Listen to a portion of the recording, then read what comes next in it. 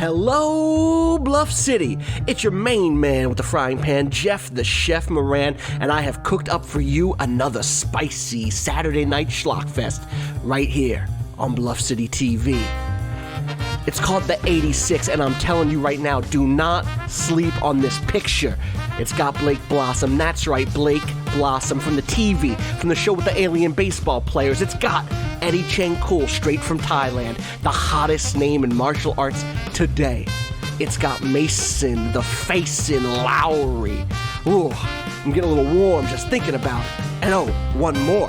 It's got Bluff City's own, arms big as the ocean waves, muscle strong as roller coaster metal, the toughest dame to ever wear the name, Dion Gabro.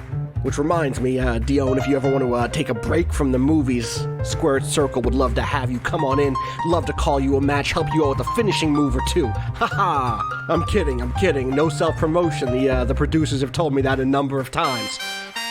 In any case, the 86, this Saturday on Bluff City TV. It's got everything you need. Corrupt cops, crooked cops, undercover cops, and a whole lot of soul brother. Whoo!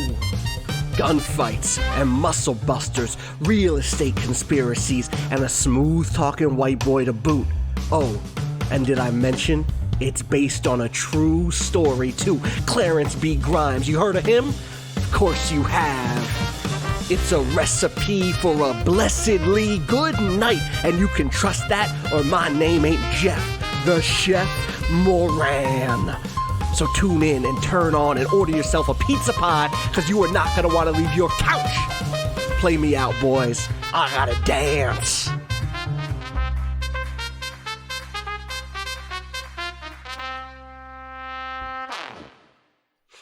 Welcome to Friends at the Table, an actual play podcast focused on critical world building, smart characterization, and fun interaction between good friends.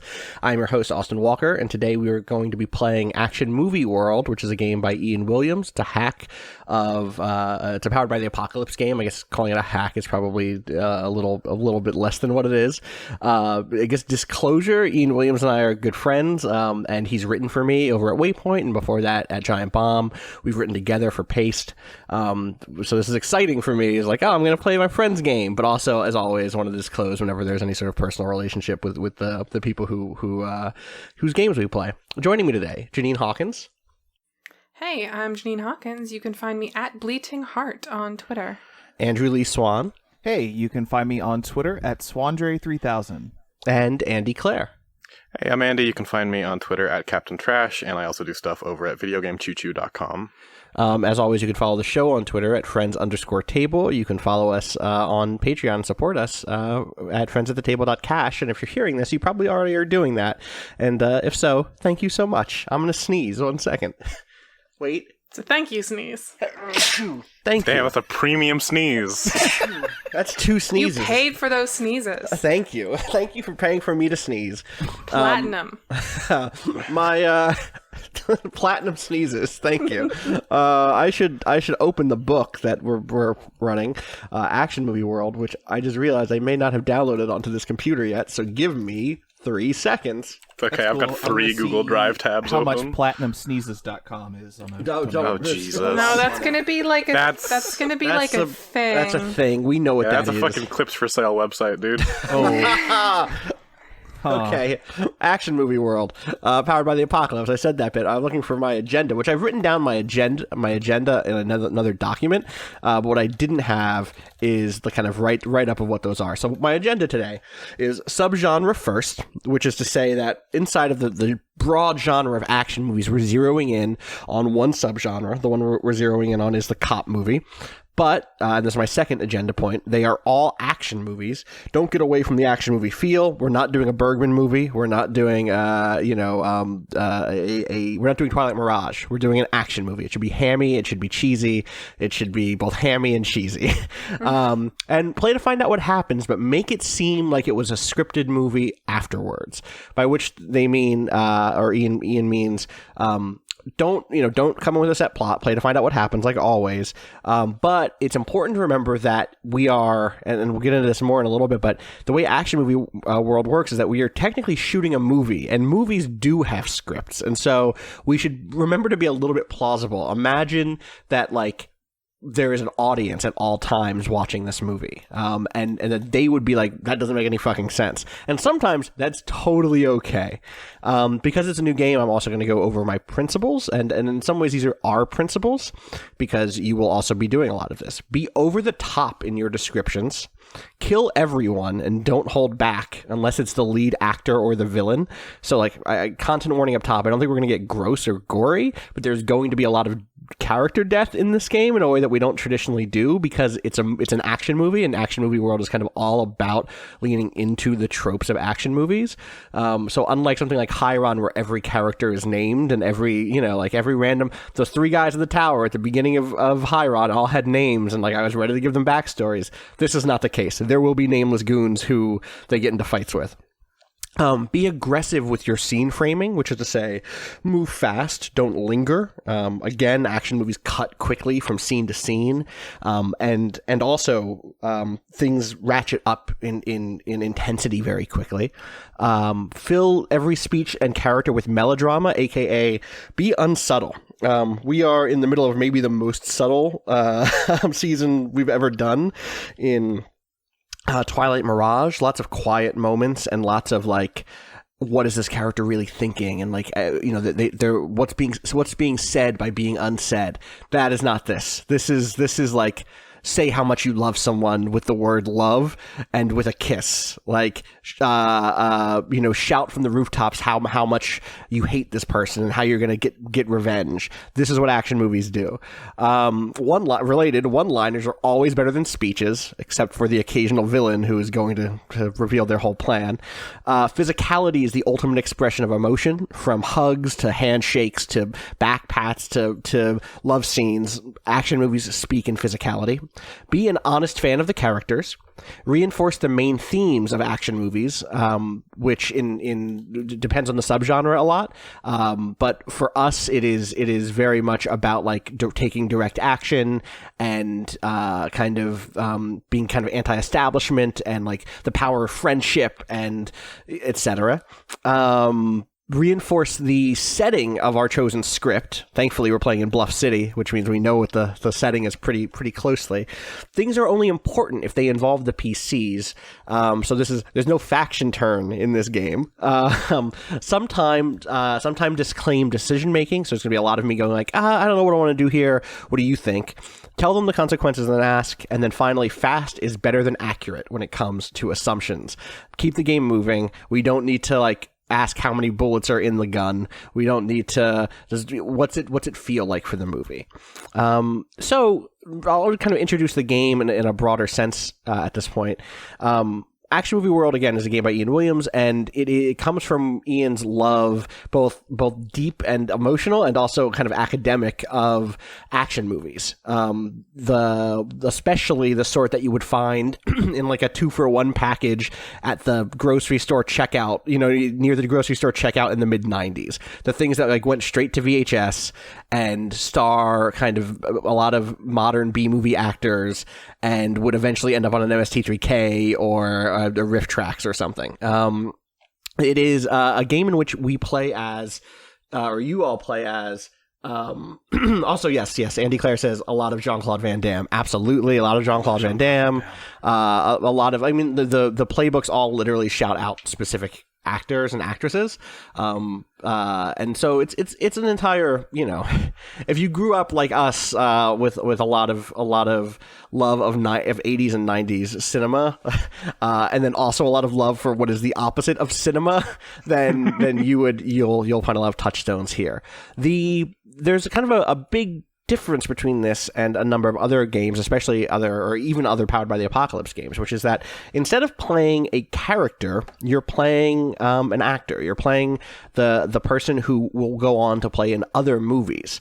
And so we are only going to play one movie here. We're going to play a movie that's in the cop subgenre, But theoretically, if we ever wanted to come back to this game, you could pick up this character who's been leveled up from this first sequence, and carry on their tradition. And so you're basically playing an actor who's then playing a character.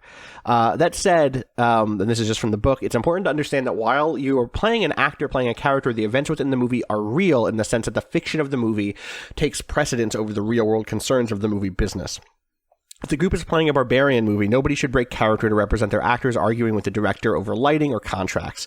That session is about being barbarians, every bit as much as a game of Dungeons & Dragons is about pals going dungeon delving. The Hollywood stuff is more subtext than text once a movie starts, becoming more apparent as the actors' careers progress, but never becoming the primary mode of play.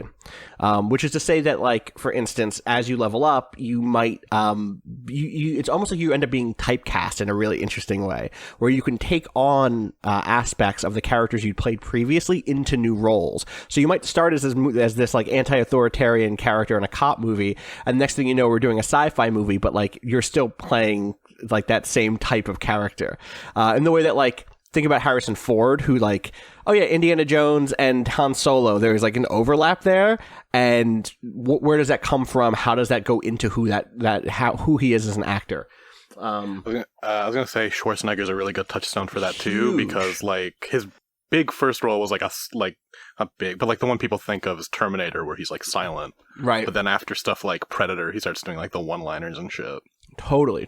So bit by bit, he ends up adding to what that core kind of what his core personality is, and like what people know him for, and like the way that this game plays out is over the course of, let's say, 5 movies, you would end up playing the career out of a person who has grown a bit as a character, or as an actor or an actress, but also still has that kind of core identity that you can kind of trace back. So, again, just from the book, the key to making all of this work and this sort of like subtextual we're making a movie thing is that action movie world should be played as though there is a movie going on, and as if there is an audience somewhere watching it. This should never be directly acknowledged. It's not often in the mechanics. There is no actual audience feedback at the end or paychecks to collect. I mean, for us there is, but we're adding a third layer on top of this in that we already do this for an audience. But it should always drive how the game is presented. This audience is watching and judging your action movies. This audience, which is watching and judging your action movies, referred to as the imaginary viewing audience. They determine the success of your movies and your stars' careers. In shorthand, it means thinking about what's awesome about watching an action movie. Note that this is not the same thing as treating a fantasy world as though it's real. Most role-playing games want you to treat the world as if it's real. Action movie world urges you to take the opposite tack. The game world is all artifice, a movie set ready to disappear as soon as the current film ends. And so before we get into your characters, there is, I'm actually going to open up, we have a setup document here. I'm going to explore the basic stuff. So the first step is that the players and director pick one of the scripts and that suits the genre of action film they want to portray. We are going to do a cop movie. I set this up in one of the previous Bluff City intros, because the voice at the beginning of the last 2 Bluff City intros was an actor named Blake Blossom, who is going to be playing the villain of this movie. The second step is to determine who is the lead. If this is your very first movie, either select amicably or roll dice to see who gets to be the lead. If it's not the first movie, we would figure this out using game mechanics, but it's the first movie, so we have to decide which of you is going to be the lead. The lead is a weird thing because it's so far out the realm of what we traditionally think of as being the way tabletop games work. The lead is not going to die. The lead is going to kill or disable or arrest or beat the villain at the end of this game.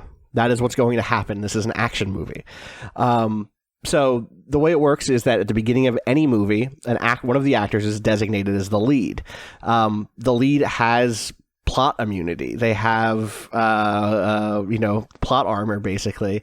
And if death is going to happen to them in the rules, it just doesn't. Or you come back in a dramatic fashion in the next scene. And there are interesting mechanics for kind of penalizing you if you do hit the point where you would traditionally die. But if you're the lead, you don't die. The other characters play as supporting roles. Not only can they die, but at least one of them probably should. They still get a certain amount of immunity. A supporting character can usually only die when they reach 5 harm, and we'll get into harm in a second.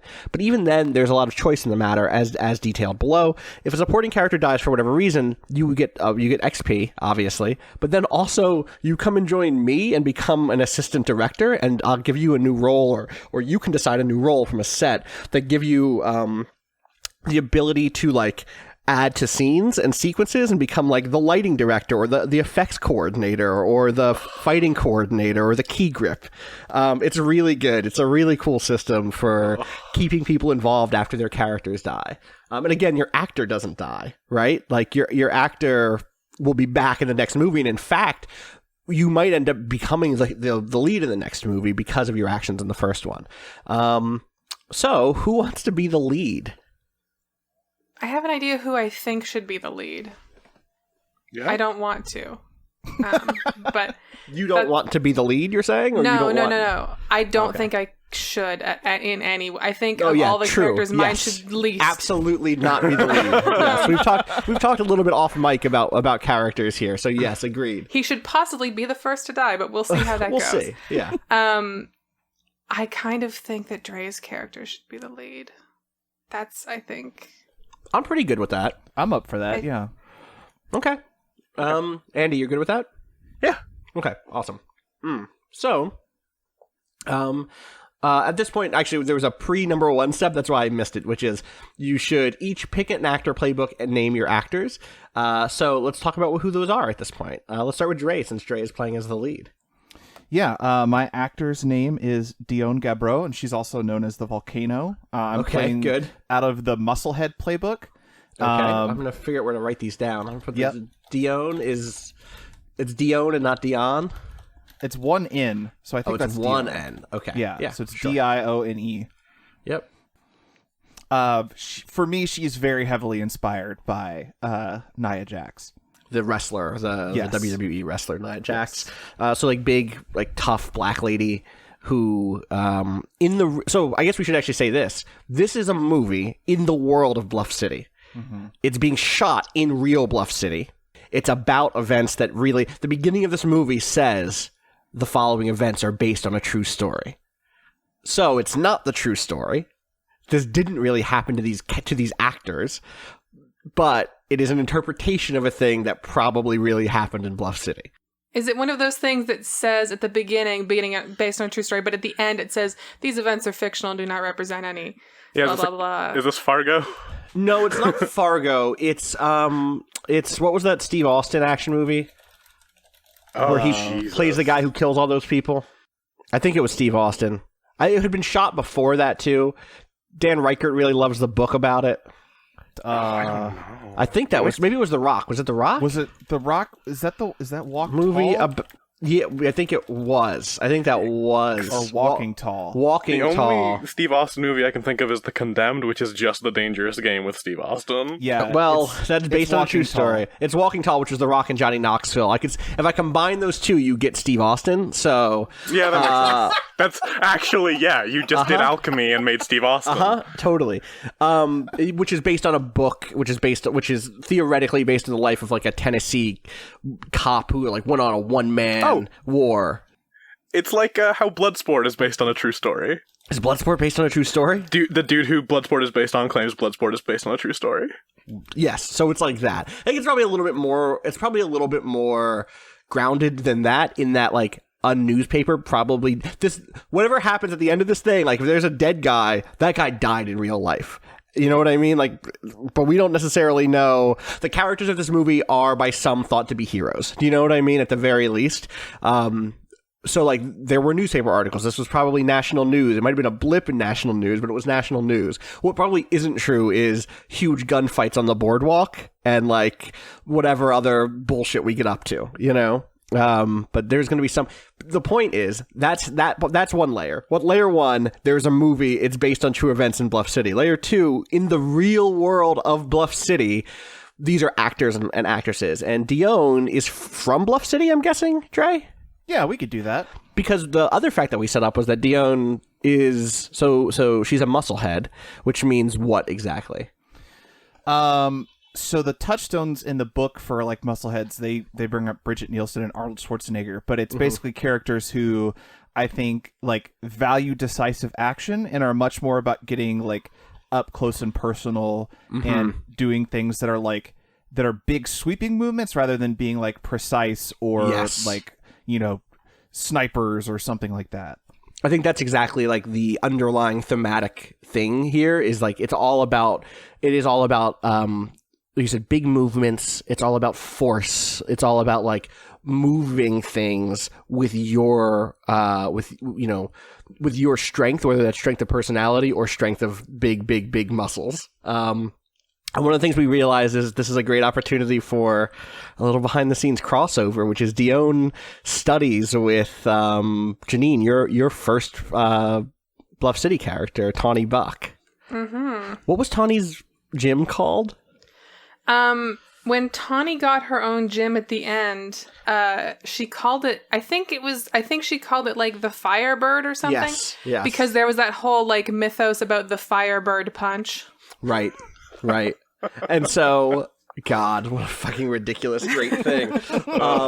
And so like Dione is one of the proteges in the real Bluff world of Bluff City of Tawny Buck. I don't know, maybe Tawny will show up as like a cameo in this movie, and it'll be the situation of like you nudge your partner who's watching the movie with you and go, that's Tawny. God damn it, Austin. Thank you. But really, that's what you do. You go, oh, that's that fitness instructor. That's that like kickboxing instructor or whatever. All right, cool. We can get into more detail about that later. We just want to kind of go over who everybody is. Janine, you won't be playing Tawny Buck. You'll be playing a different playbook and different character. Who are you playing? I'm playing as the thespian. Mm-hmm. My character is Mason Lowry. That's your character. That's my character, but his real name. Okay, his Mason person name. Lowry, as in Lowry. Yes. RY. Okay, no E in there. Okay, Mason Lowry. Cool. And what is your playbook? The thespian. What's that? Talk to me about the thespian. Oh, so the thespian is the touchstones they give here are Mel Gibson, Linda Hamilton, Sylvester Stallone. I think of it a lot more as like Nick Cage. Yeah, I think Nick Cage is definitely also in this space for sure. The angle that I'm kind of bringing to it, though, is someone who is like a little bit too eager to prove they're a real actor. Mm-hmm. In spite of maybe not getting the ideal roles or the roles that they want in life. Which is to say, like, you want to be in the Oscar-winning, like, Hollywood, like, much talked about. This is totally like the prototypical, like, actor who's really antsy because he hasn't played Hamlet yet. Right. Okay. And instead, what you're doing is being the white guy in an action movie, like the white support staff guy, set in Bluff City, shot in Bluff City, starring a bunch of like up and comers who probably will end up being bigger stars than you because it's an action movie and you're Nick Cage. And like, I want to be clear. I don't think Mason's a local boy. I think he's probably like from Vancouver. Okay. Good. Cool. And that classes or that playbook is like all about being the person who speaks a lot in the action movie. I mean, I guess like their comparison to people like Sylvester Stallone is that you look at someone like Rocky, and like, oh, that's a movie where like there is sort of like heart. There's a character who is like looking out from the meatpacking district out into the city and thinking like, this town has a place for me in it. Like, how do I fit into with all these people? How can I be a hero for them? How do I understand my relationship with Adrian? Like, all of that stuff is all like there, and you're a little talkier than the musclehead. Or this third character, Andy. Who are you playing? So, my actor name is Eddy Chankul. I think I'm pronouncing that right. And I'm going to be the gunfighter. Can you spell that second? The Chankul is spelled Chankul. Chankul? Yeah. Gotcha. Cool. And that's Thai? It's a Thai surname, yeah. Okay. So he's like this like late 20s Thai actor. EDDY or EDD? Yeah, EDDY. Okay, cool. Cool. So we say again, he's a late 20s Thai actor? Yeah, he's like a late 20s Thai actor. I'll get into more of his appearance when we get to like what the Sounds good. the actual movie. And your playbook is The Gunfighter, which is based on like John Woo is kind of the main touchstone for this sort of thing. That sort of John Woo film. Like Chow Yun-fat is also the one of the actors they name here. They name him and Michelle Yeoh as the two references. Who are both rad as hell. I'll note all the moves in this game have sick names. And one of my favorite ones is I'm 90% sure this is from what's the big Joe? What's the It's from A Better Tomorrow. Oh, is it from A Better Tomorrow? I didn't know that. Yeah, if you're thinking of the one in quotes. I am. The yes, I am a god, you're one, a god can be human one. Yeah. It's so good. I was thinking that was from one of the Tequila Sunset ones, but... Nah. All right. So we all know who our actors are at this point. We all know who the players are. Next up, at this point, we should start picking moves. Tell me about Dion's stats and then what moves she has. So her stats are -1 in agility, 0 in drama, 3 in muscles, 1 in magnetism, and 1 in swagger. She has the 3 in muscles because the first move I took is the greatest feeling you can get in a gym is the pump, which adds +1 to my muscle stat. And then the second move I took was a machine made of meat. Getting hit only makes you angry. When you are hit in range or close combat, whether harm is inflicted or not, you can make this move, roll muscles. On a 10+, hold 2. On a 7 and 9, hold 1. And I can spin those holds to immediately inflict 1 harm as a counterattack. Inflict an extra harm on my next attack. Close the gap between myself and the enemy. Perform a feat testing the limits of human strength or gain +1 muscles for the rest of the scene. Going up to 4 muscles would be unbelievable. Holy shit. Yeah, which is over the limit. The limit is 3, but I think with that move, that's you going to 4 muscles, right? Yeah. Okay. Cool. And again, those stats are agility, which is like shooting stuff, running places, dodging certain types of stunts. Drama, which is for kind of emoting, which is emote is one of the moves, which is like conveying an emotion in a sequence. Or what else does drama? Oh, reading a person, reading or just reading a person. I think those are the 2 big ones for most characters. Muscles is fighting things with your hands and feet and melee weapons, but also like certain sorts of stunts. Magnetism is for love sequences and again certain other maneuvers. Also manipulating somebody's magnetism. And then swagger is swagger, which is like the killer one line or reading a situation. I think those are the ones that it comes into. We'll learn more about what those are sooner than later. So Thespian, Mason, tell me what your stat line and what your moves are. So my stat line is -1 agility. Okay. +2 drama. 0 muscles. +2 magnetism and -1 swagger. Okay, good. I'm glad you were like the least action hero-y person here, which is great. Oh yeah, very yeah. I know what I'm doing here. You know what I know how this is gonna go. I know what this is gonna look like. So tell me about your moves. My moves are the delivery. When making a killer one-liner move, roll + drama instead of + swagger. That's really good. That's a good thing for this build, yeah. Because you have -1 swagger, which I just love again, which is like when you say the one-liner, you're drawing deep from your acting well. You're thinking back about that workshop you took over the summer one year. You're not just like, you're not a natural. Mm-hmm. Perfect. And I also picked soliloquy. When you deliver a solo speech about what's going on in the current movie, trying to piece together the events unfolding around you, roll + drama. Which, if I succeed, allows me to like, not predict, but like set a thing in motion, basically. Yeah, go ahead and read. You can read the pluses and stuff. On a 10+, you gain insight into the emotional or physical nature of the conflict underpinning the plot. Name one thing that will happen related to the plot. To the plot, no matter how big or small. The director will make it come true at no cost to you, though it may involve cost to others. On a 7 to 9, as above, but the events come true at great cost to yourself. On a miss, your ramblings are the product of self-delusion about your abilities and/or powers of insight. take -1 forward, and the director can make a move against you. Fuck. Love it so much. So good. And Gunfighter. Eddy Chankul, tell me about your stats and your moves. So my stat line is +2 agility, +1 to drama, -1 to muscles, 1 magnetism, and 0 to swagger. Okay.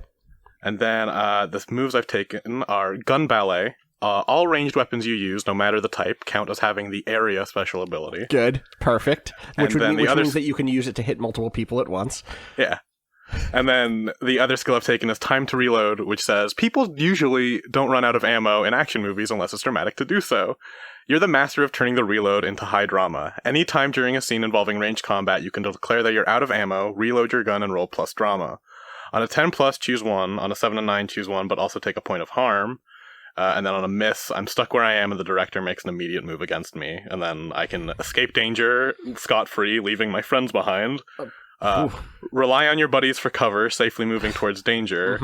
Advance a romantic interest. Gain an extra tick of star power as I deliver a line. Or an awesome shot after you've reloaded makes something explode. Sick. So good. Oh, God. Okay. So those are your characters. Those are your actors. Those are your stats. Those are your moves. Perfect. Now we are going to, starting with the lead, pick exactly one additional move from the moves on the cop movie script. So the way this game works is there are a bunch of subgenre scripts like cop movie, sci-fi movie, the barbarian movie we talked about. There was an expansion that added like family comedy, like family action comedy, and disaster movie, both of which are dope. There's a bunch. They're really cool. And on the script, there is sort of a fiasco-style thing for relationships, which we'll get to in a second. There is a gear selection, which we'll also get to in a second. But there's also a list of moves for the players. Each player picks one move from the list from the script. And you, up to 2 players can pick the same move. The available moves for cop movie are... Buddy movie. This move is only available to one character once it's picked. That's it. It cannot be picked by the lead. Picking this makes you in all ways a second lead, including the same plot immunity that the lead enjoys. This move cannot be made permanent with XP. The last bit isn't going to come up here, probably, or it might. What it's referring is that like we talked about this a little bit before, but in this game, actors can kind of permanently add one of these movie-specific moves to their sheets forever as a way of showing that they've kind of, leaned into that one aspect of their performance and carried it forward into different movies. So, for instance, this next move, a cop who doesn't play by the rules, you don't play by their rules, whoever they are. When you buck authority, roll plus drama. On a 10, choose 1. You inspire someone to follow your lead. The authority backs down. An enemy is distracted by you. This may happen off camera. On a 7 to 9, choose one of the above. But you are forced to do something dangerous to remain on the force.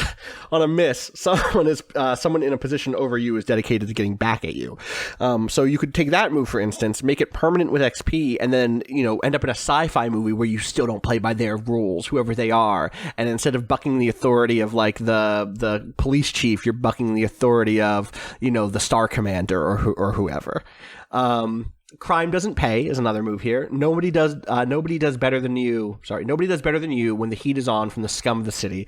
When rolling in opposition to criminals of any sort, you add +1 to your roll. Super cop. Whether through training or natural ability, you're faster, stronger, and just generally more badass than all of your peers on the force. You receive +1 to all stunt rolls.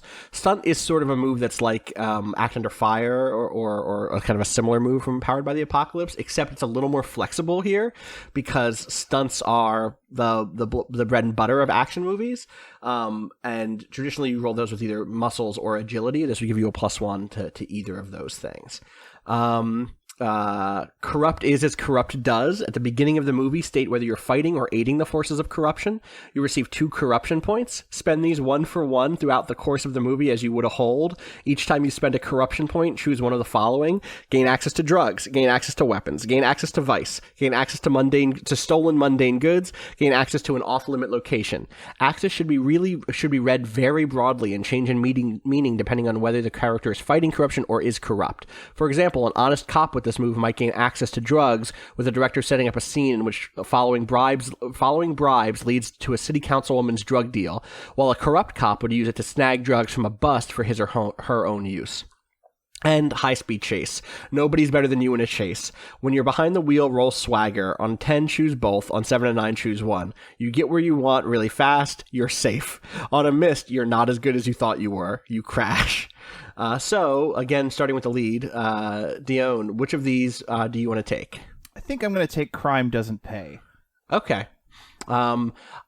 I will say that we should be... I guess it says the criminals of any sort. Yeah, okay. Yeah. I think that's fair. I don't like the wording of scum of the city, but I do like that it says criminals of any sort. So that includes... like corrupt cops, which is what this movie is going to be about. Absolutely. So sounds good. Go ahead and copy and paste, or I guess can you just write that next to one of your extra little slots? Thank you. So Eddie, how about you? I was gonna say, like, I'm kind of torn between Buddy Movie and Super Cop because they both let me do wilder stunts. Yeah. If I do pick Buddy Movie, I do want it to be like that Dion is still very much the lead. Yeah, I get you. But I also really like the... Go ahead. I was going to say, I really like the idea of, like, buddy cop movie and then, like, hipster fucking try-hard white guy just, like, is also there. Is also there. Yeah, exactly. Me too. A lot. I think I'll take that. Good. All right, so you take it's Buddy really Movie. Good. All right, awesome. So then Mason, back to you. I think I want Corrupt is as corrupt does. Okay. Are you corrupt, but or are you... not corrupt. I want to be like a extreme goody kind of. Okay, so you're like internal affairs or something. Yeah. Okay, awesome. He's like fresh out of the academy, very idealistic or something like that. Something like that. Okay, cool. Perfect. So you've made those moves. You've taken those moves. Step 4, each player picks a gear set for their character. At the same time, name your character for the duration of the movie.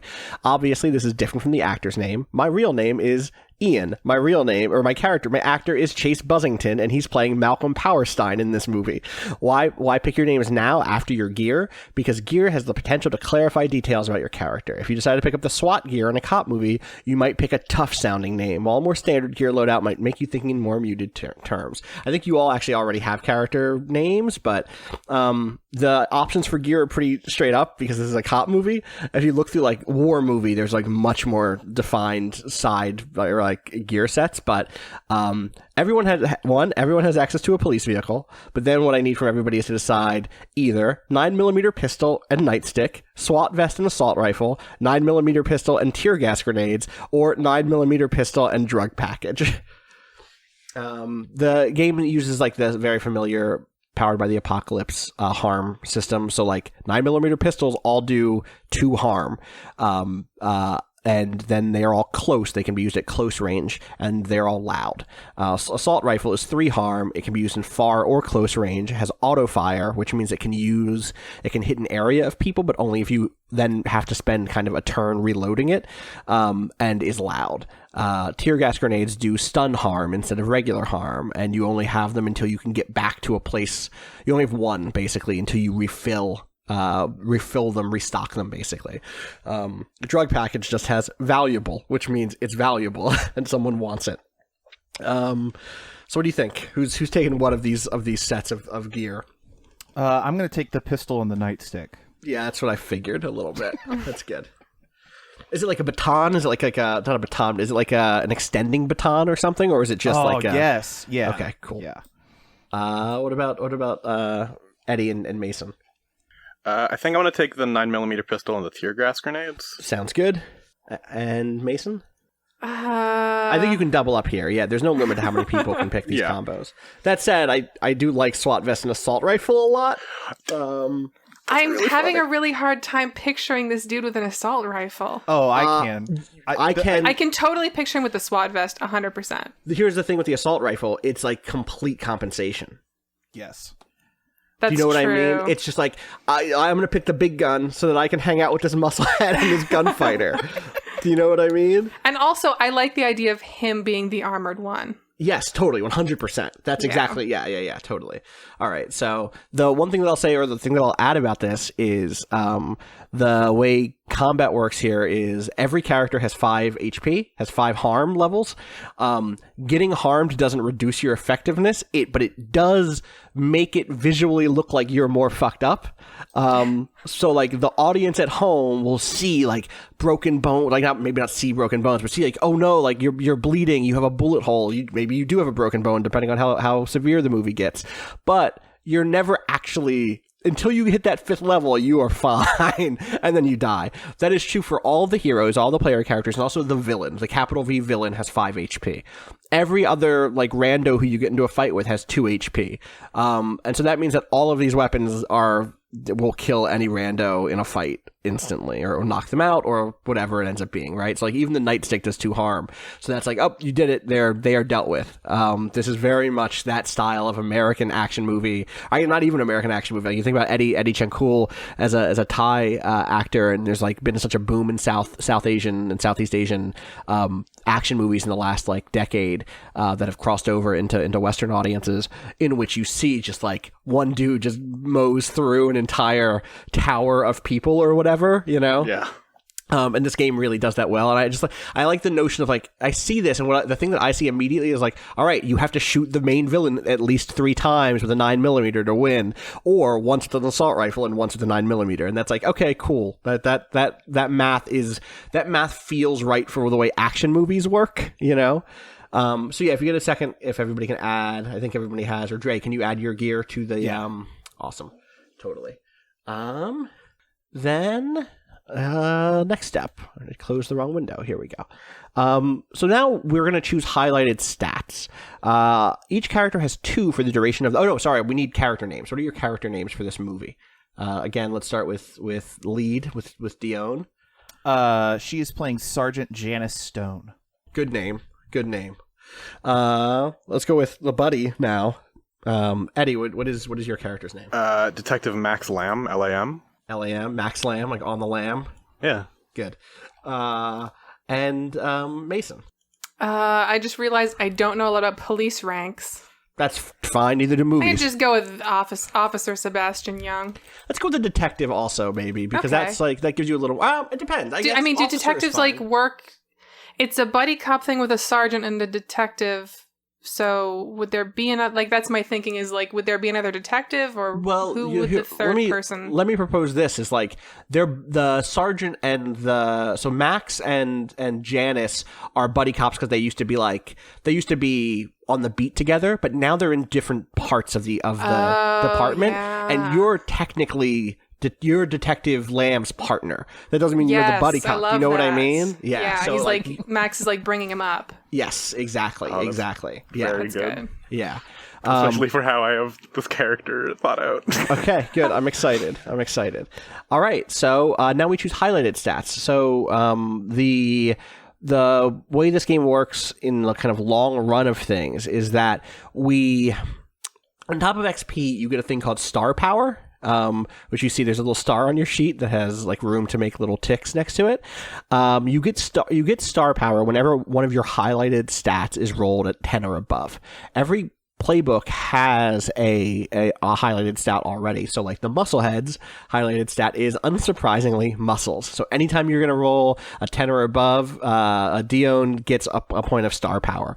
This kind of suggests this is like about that imaginary viewing audience. That's like, oh man, that scene is so memorable. That scene, like, do you remember when Arnold Schwarzenegger gave the thumbs up as he sunk into the fucking lava? That doesn't make any sense, but it was everybody remembers it. Or it's I'll be back. Or it's like lifting a truck or something. You know what I mean? It's like, oh wow, this like feat of incredible strength that people would actually in all of those instances, it's not muscles, right? So actually, I think maybe like the Schwarzenegger muscles one would just be what's a very muscly Schwarzenegger memorable moment? Does anyone have one?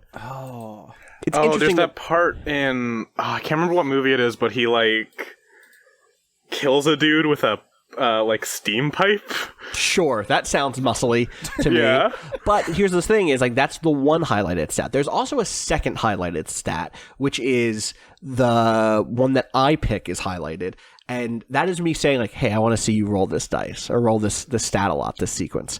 And so I'm gonna pick swagger for Dion. I really want the character of Sergeant Janice Stone to be like a little bit like knows what's up, knows what's going on, is a little bit like too good for anybody's bullshit. Maybe not too good for anybody's bullshit, but like you know what I'm saying, right? Yeah. Like doesn't put up with any bullshit, and it kind of cuts straight to the point. But I don't know, not dramatic speeches. This is the one-liner. This is the like immediately cuts down the villain by knowing some shit that knowing how to get under the villain's skin, stuff like that. So I'm highlighting swagger for Musclehead, for Sergeant Janice Stone, for Detective Sebastian Young. It's a good name. I don't think did we not say it? We may not have said it. We said it. Okay. I somehow missed it. I want to see. This is a good one because like the gut is like, oh, go with one they have good stats in, but it can also be fun to be like, no, I want to see you try to do some shit you don't know how to do. I'm having fun now thinking about being a fictional director who is the worst. I think I'm actually just gonna go the easy one here, which is I want to see some magnetism from you. Really want to appeal to a certain audience who probably wouldn't show up to this movie otherwise, but like you're a yacht of a guy, Mason, and that attracts a certain sort of audience. I want to see you appeal to a certain young white audience to really get them into the movie too. We already know that Dion and Eddy are going to bring in the real action fans, but like we want a white teen audience to also show up, and you're a young hot white dude, so give me that magnetism, turn it all the way up. And Eddy, you're currently highlighted one is agility. I'm going to ask for you to give me drama also. Which is I want you to really, you're the one who can like kind of I keep making little circles on this map and I'm getting rid of them. There we go. No one else is going to hold this movie together but you. There's no other I know we have the thespian here who's going to be dramatic, but like you're the buddy cop, and so we have the swagger buddy cop, and we need the other buddy cop who's the one who's like words of advice, who like gets to the emotional core of that relationship, because sorry but to Dion Gabbro, but that 0 in drama is not going to really bring the emotion out of that relationship. So those are my highlighted stats for y'all.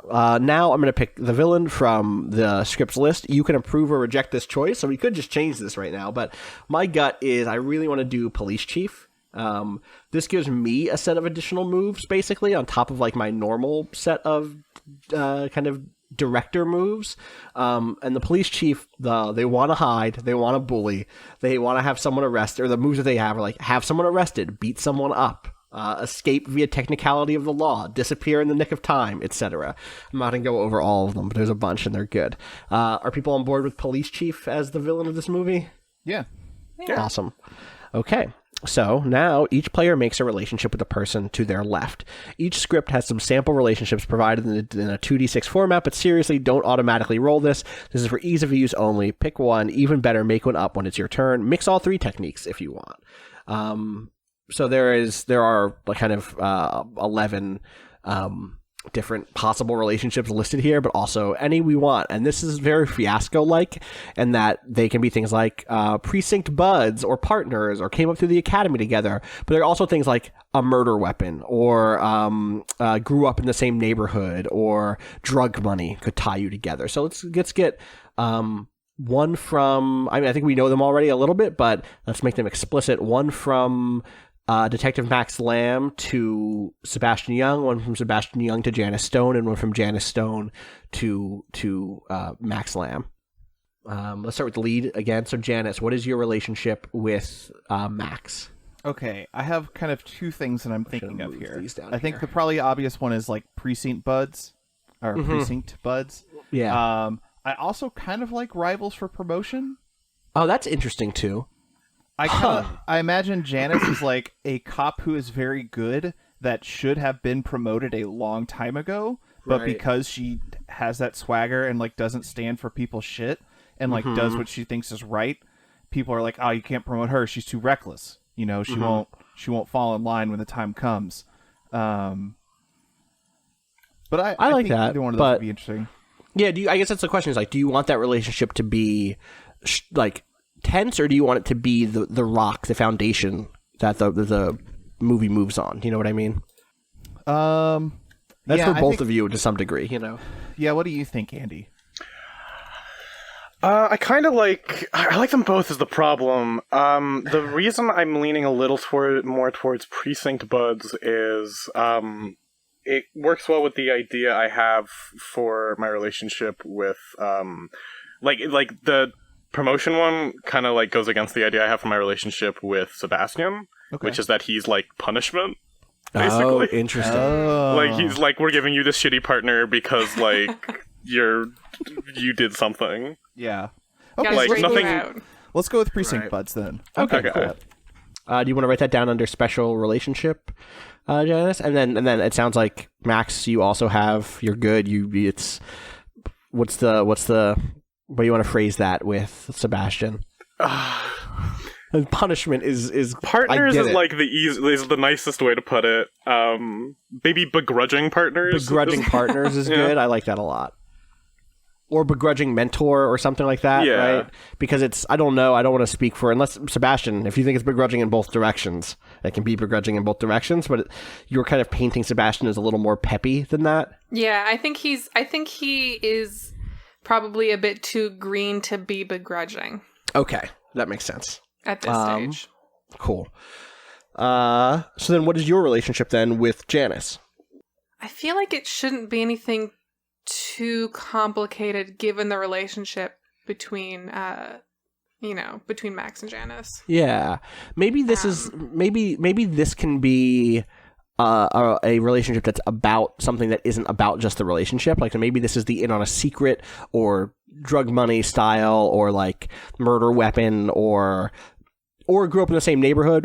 No, it's not that. It's definitely not that. No, but maybe it's the thing that gets everybody involved from the jump. Maybe it's that the two of you found some piece of information or found something that starts the path towards taking on this police chief. Do you know what I mean? Yeah. I don't know what that is yet. Yeah, me neither. There's a few here that could work for that. Yeah. What jumps out? Saw something terrible, if you both saw something, a murder, some sort of murder, some evidence thing that you two have both had your hands on that suddenly went missing or something. What if there was a person that was killed and Sebastian and I were the last people to see that person alive, and they were with the police chief. That's a good idea. Who was the person? Oh boy. I mean, it could be another cop. It could be an informant or something. I like informant a lot. Okay. Here's what I like. It's an informant that Sebastian was using for a different case, and then it was someone that Janice knew growing up. It was someone from Bluff City. It was someone who was from I'm trying to think of if we've named. I'm pretty sure we named different parts of Bluff City. I think we called it the Cove. Yeah, we did in the last episode. Someone from the Cove, which is kind of a mix of low income housing and just kind of residential, long history residential, lots of low income residents, lots of people of color, and it was someone who lived there who you grew up with. Janice, and then Sebastian, it was someone who was one of your criminal informants, you know. And the last, where did you see them last? You said you saw them with the chief, which is interesting, and already it starts to paint a certain picture. I wonder if it's it's maybe we didn't see them, but because I'm friends with that person, I knew that they were going to meet with the chief, and Sebastian knew that because they set up the meeting. And there's probably an early scene in the movie where that person is found dead, and I have the Dom going to yell at Brian in Fast and the Furious 4 when he finds out that Letty was Brian's informant in that one drug ring. Right. I mean, I think it's even we should be faster than that. We should be more aggressive than that in the framing, which is to say that should happen over the opening credits. Do you know what I mean? Yeah. That should be the two of you setting that up as the title cards are coming up, as the produced by, starring, etc. stuff happens, is the rapid fire like flashbulbs of like the body on the ground, and then like at the graveyard during the funeral, and or going back before that, the sort of like paperwork sliding across desks, and the like you're meeting with the chief, that sort of stuff happening on the phone very quickly, just to like get us totally up to speed. Let me get a name for this person. I think it's worth specifying also that like the thing that makes sense here, given the move I've taken for the cop movie, is that like this informant had some sort of like lead or info on corruption. Right. And the thing that Sebastian does is say, "Oh, cool. Well, I'll arrange a meeting with the." Right. So I think this is Jamian Rain is the one who died. Jamian. Rain, Raine. I think you used the name Jamian before. I did. I used Jamian Rain. He works at the zoo. Oh. He worked with the zoo with Van McLaren. Van McLaren said that Jamian Rain did some shit with an elephant. He got him into trouble after. He was like, I don't want to do anything after Jamian got us in trouble with that elephant shit recently. So Jamian also worked at the zoo, and there's some sort of weird zoo crime situation. Maybe they were running drugs through the zoo. Maybe they were, who knows what. I think you've probably worked with Jamian before. Tusks. Who elephant tusks could have been, absolutely. And you set up Jamian. Jamian's like, I have real special information. I has to go to someone who we can trust. And of course, you set him up with the chief. Who's more trustworthy than the chief? He's exactly. the chief.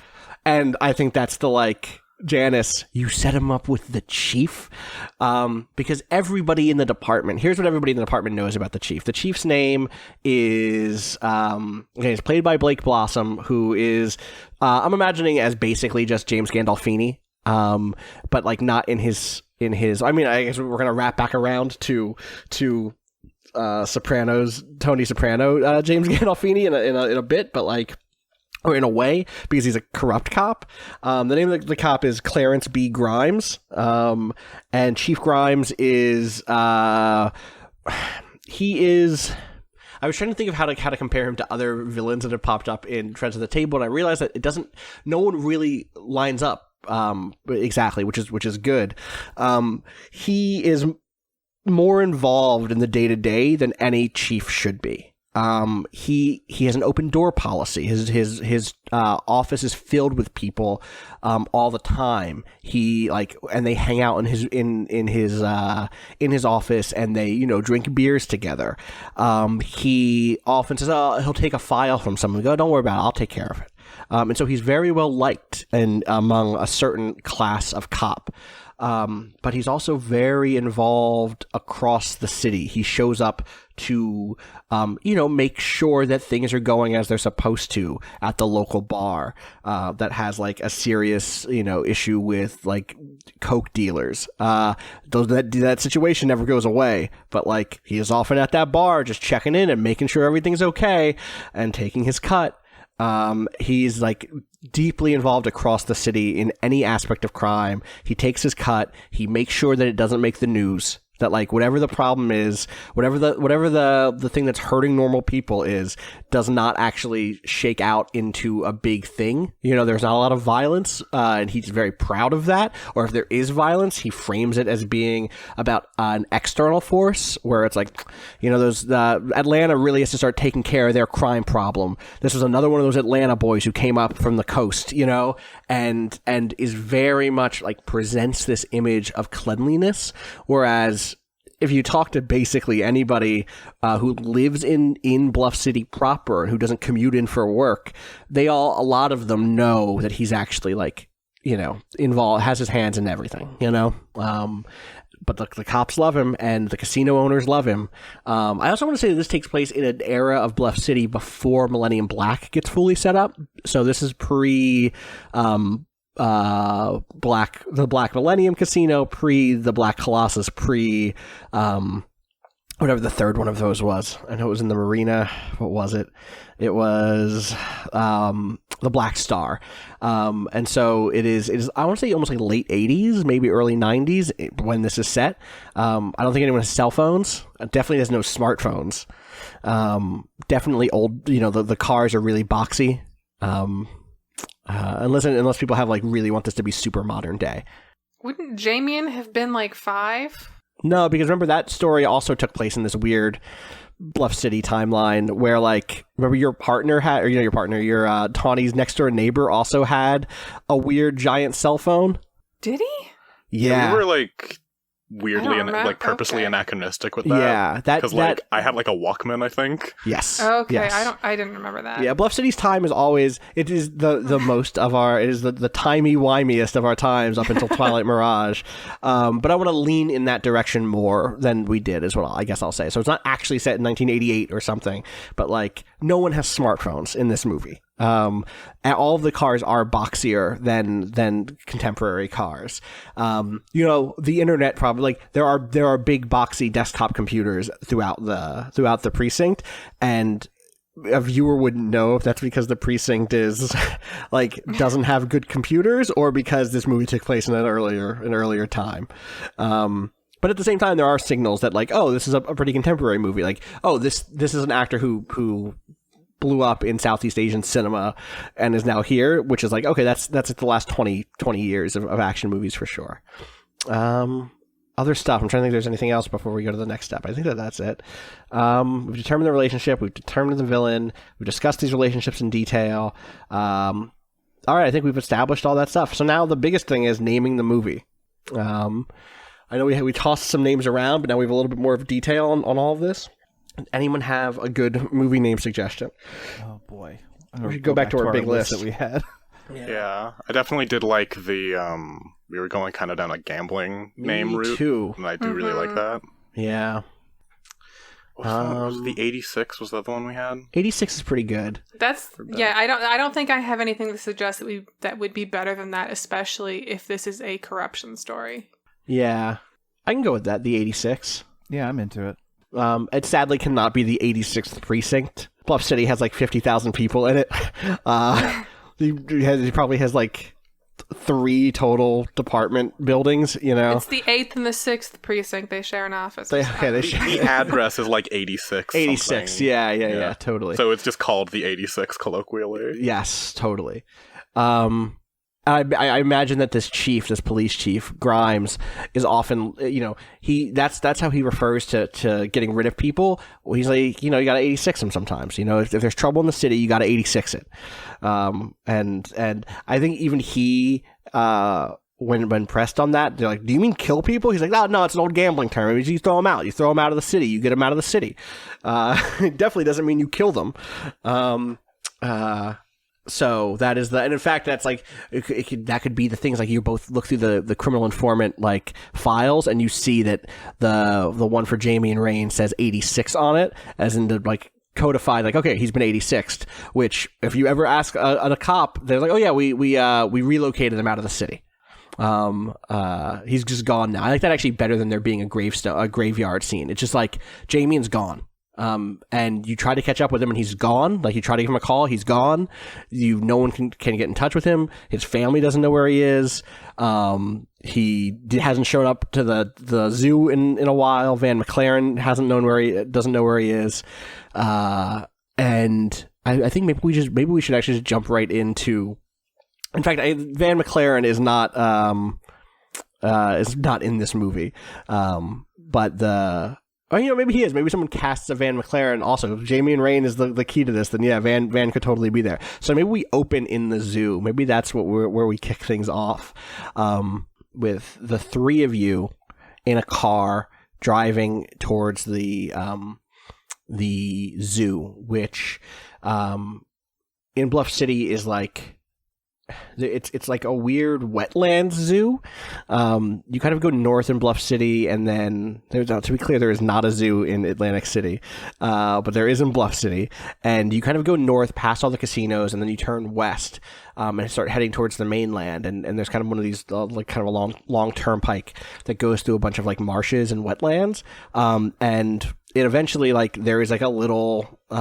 It's not like a petting zoo or anything. It's not tiny, but it's a pretty humble zoo, all said.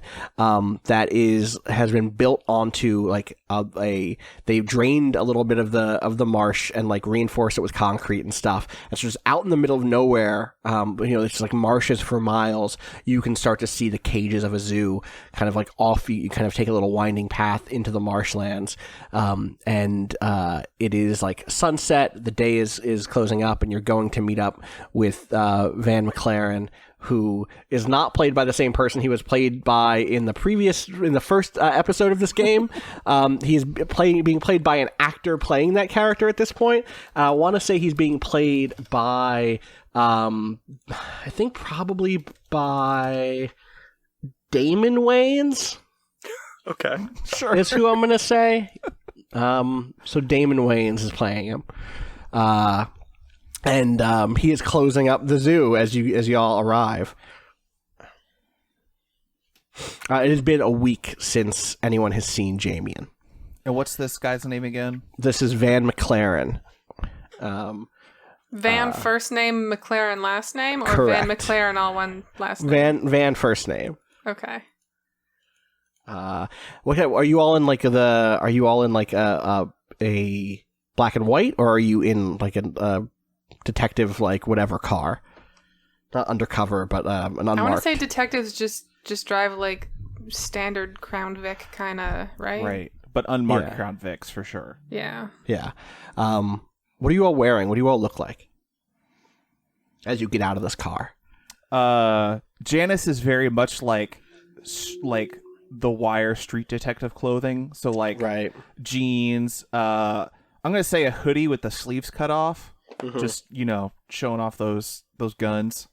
What's the and again like you just kind of sticking with Nia Jax as the actress here, basically. Pretty much that build and stuff. Okay, cool. Sebastian, what about you? So I've got 2 big touchdowns for Sebastian Young. Okay. The big one is Matthew Gray Gubler in his Patrick Jane phase. So like, okay, when Spencer Reid on Criminal Minds has relatively short hair and it's very like curly and fluffy kind of. And a lot of like button ups and suit pants and vests with the tie, like a very sort of prim thing. Another touchstone would be the short-lived cop show Golden Boy. This is a deep cut. Which no one in the world, I'm sure, remembers. I searched Golden Boy, and is this... Yeah, make sure you put cop show after Golden Boy. That dude's way too fit. Yeah, Golden Boy cop show will get you there. Not Golden Boy, the anime on Crunchyroll? Oh. No? No? And you're close with that goob. It's not quite the goob that I have in mind, but it's... Here's an important question. When he wears a tie, is the top button buttoned or unbuttoned? Good question. Oh, it's buttoned. That's the thing with Reed. Like you get early, and I think later Reed, and he's like very like top button unbuttoned and like cardigan and like a gun kind of in the front, and it looks sort of weird. But then you get like, I want to say it was like late to mid Spencer Reid, and he's got like a lot of vests, shorter hair, like I think I linked this picture before, but I'm going to link it again. We do have a lot that of era of Spencer Reid is kind of what I'm going for here. Yeah, I can see this. Very floofy hair. Floofy but thin hair at the same time. 100%. Like big floofs, but also kind of wispy. This is why I call it his like Simon Baker, Patrick Jane phase, because Patrick Jane, the time when his hair is like close to his scalp is kind of limited. It's usually kind of out there a little. Yeah. Patrick Jane, of course, played by Simon Baker in The Mentalist. In The Mentalist, the hit CBS drama, The Mentalist. Greatly underrated. Deeply agree. Rest in peace. Rest in peace. Can I take back my fashion choice? Yes. Okay. Still jeans, but instead it's a crop top and a black leather jacket. Love it. Perfect. Ooh. Good luck. All right. So, Detective Max Lamb, what about you? So, like I said, he's a guy of Thai descent. He's like late 20s, I'd say, like 28-ish. Okay. At least that's the character. The actor's probably in his 30s. Yes, accurate. Good. But it's like you're a Hollywood like 20 something. Mm-hmm. The way I kind of put this thought into it where it's like typically when people see Eddy Chankul, he's like very well put together, Right. like a very charismatic looking dude. But Max is kind of a departure from that look. He looks overworked, but in that Hollywood disheveled overworked way. Mm-hmm. So he's kind of scruffy, and he's kind of like he's got dark rings under his eyes, but it's in the kind of way that there's going to be gifs of him on Tumblr. Right. Got you, exactly. Yeah. Perfect. A touchstone for that, I'd say, is obviously not appearance-wise, but just for the vibe, Jake Gyllenhaal in Prisoners. Oh, interesting. Okay. Sure. And he's wearing like this like like one of those like old Columbia windbreakers. Like it's costuming to make him look a little smaller in comparison. Right, because he's actually probably a big enough dude, right? Like, yeah, he's in really good shape. Like he's fucking ripped, but he's wearing this like windbreaker and then like a tight crew neck underneath. And how bright jeans. and colorful is this windbreaker? It's like the purple and green type of windbreaker. Good. Hell yeah. Yeah. God. Okay. That like cool. tealy green. So I think we get out of the car and like the sun is starting to go down a little bit. Like, maybe it isn't actually starting to go down yet. I think it's like 3 p.m. not 6 p.m. You know what I mean? And it's like a 3 p.m. in the winter, right? So the sun is kind of on its descending arc, but it is not quite like sunset yet. The zoo will be open for another few hours, and so you see like a bunch of people. In fact, there's like there's a couple of school buses in the parking lot, and you can hear like the sound of children running around, and you can see families going in. It is like a Friday. In fact, I think it's probably like it was like a half day school day where they got to go to a bunch of different schools today. Arrived to like do their like winter school trip to the zoo, and everyone's bundled up, and there's balloons, and you're kind of like walking through the zoo, and there's giraffes and elephant. Actually, no, the elephant thing is empty. The elephant cage is totally empty, and there's a bunch of other people there. So what are you all doing? What is your impression? What is our opening shot of them walking through the zoo? What are they looking like? What are they looking for? All that stuff. I mean, I imagine we make a beeline for Van. Yeah. Do you like being around kids? Are kids like an annoyance, or are kids cool? Janice Stone loves the kids. She loves the kids, yeah? She loves the kids. Awesome. There's definitely we definitely get the shot of like a little girl like pull on her mom's like coat and points up to you and is like, she's big. Janice Stone definitely like crouches down and is like, hey, if you drink your chocolate milk, you'll get big like me too. Good. Because we got that chocolate milk money on this film, right? Brought to you by the Milk Council. Yeah. Good. Do you give her chocolate milk also? Yes, absolutely. You just like happen to have one somehow?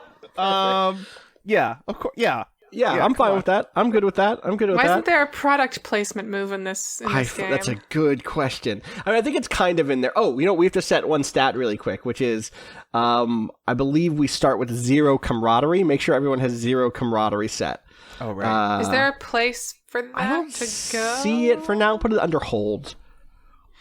Oh, you know what? Yes, there is. It's on the movie script page, so I got it. Oh, okay. Okay. It's here. Oh, yeah, there it is. Oh, yeah. And then also the movie title is here, the 86. Cool. Camaraderie is like a really weird special move. Everyone can roll camaraderie once, and it is a thing that you gain camaraderie points through some other moves that raises up from 0 or lowers it. Each time you use camaraderie, it lowers by 1.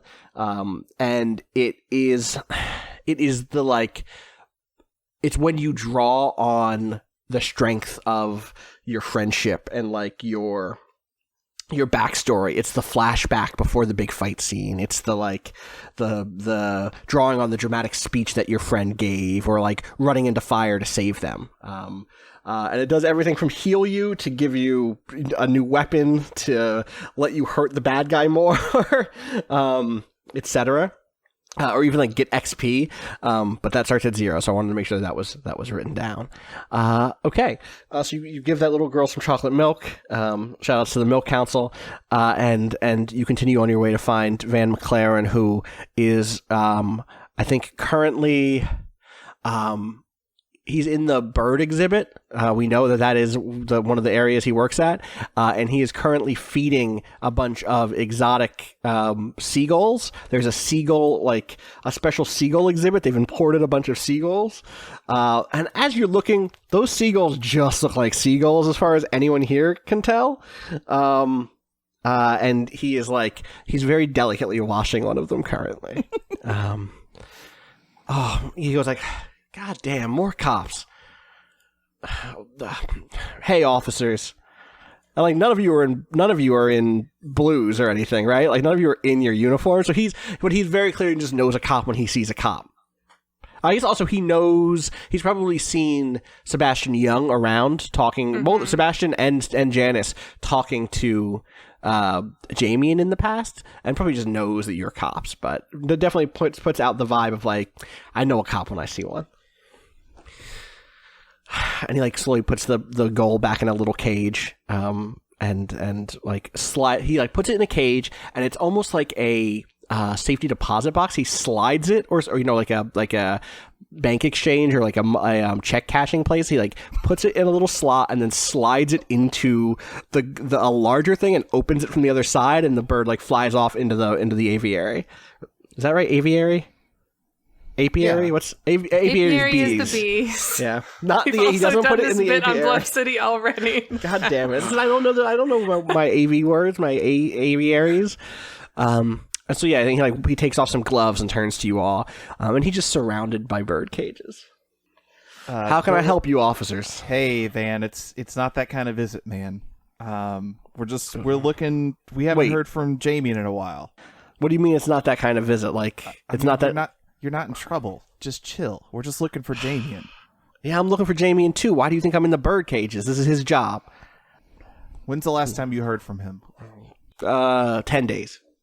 10 days. And I knew he had some vacation time saved up. I figured maybe he just went up and took a trip out of town. Maybe went out to Camden or whatever. I know he has some family up there, but I called them. They haven't seen him. You all have that hippo that's pregnant. It's about to give birth. You don't have to tell me about the hippo. I know about the hippo. We're very worried it might be twins. I don't know how to deal with twin hippos, man. Like rubbing his forehead. He was here about 10 days ago. We had a shift together. He was talking all type of smack. You know how he is. About the elephants. The elephants went missing. I worry that he stole the elephants, but I think that even that is a little bit too out there for my boy. 10 days. Young, how does that match up with your timeline? Well, God, I'm like trying to think like what the fuck is my timeline now? It lines up, is what I'll say. How long has he been gone? 10 days. Oh, it's the full 10 days, and he's okay. Yeah. You probably saw him 12 days ago, or talked to him or whatever. Yeah. Or 11 days ago or whatever, and you were the one who said, "Oh, you should go to the chief. I'll connect you." Yeah. Well, it doesn't seem like it'd be a good time for vacation. That's for sure. Is he still living at that same place?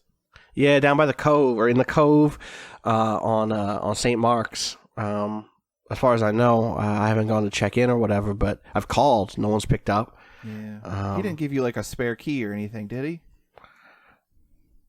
This sounds like a move to me. This sounds like getting what you want. When you manipulate someone in order to get something, roll plus magnetism.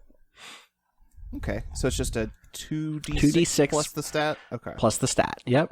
You rolled 2d6 plus 1, and you got a 10.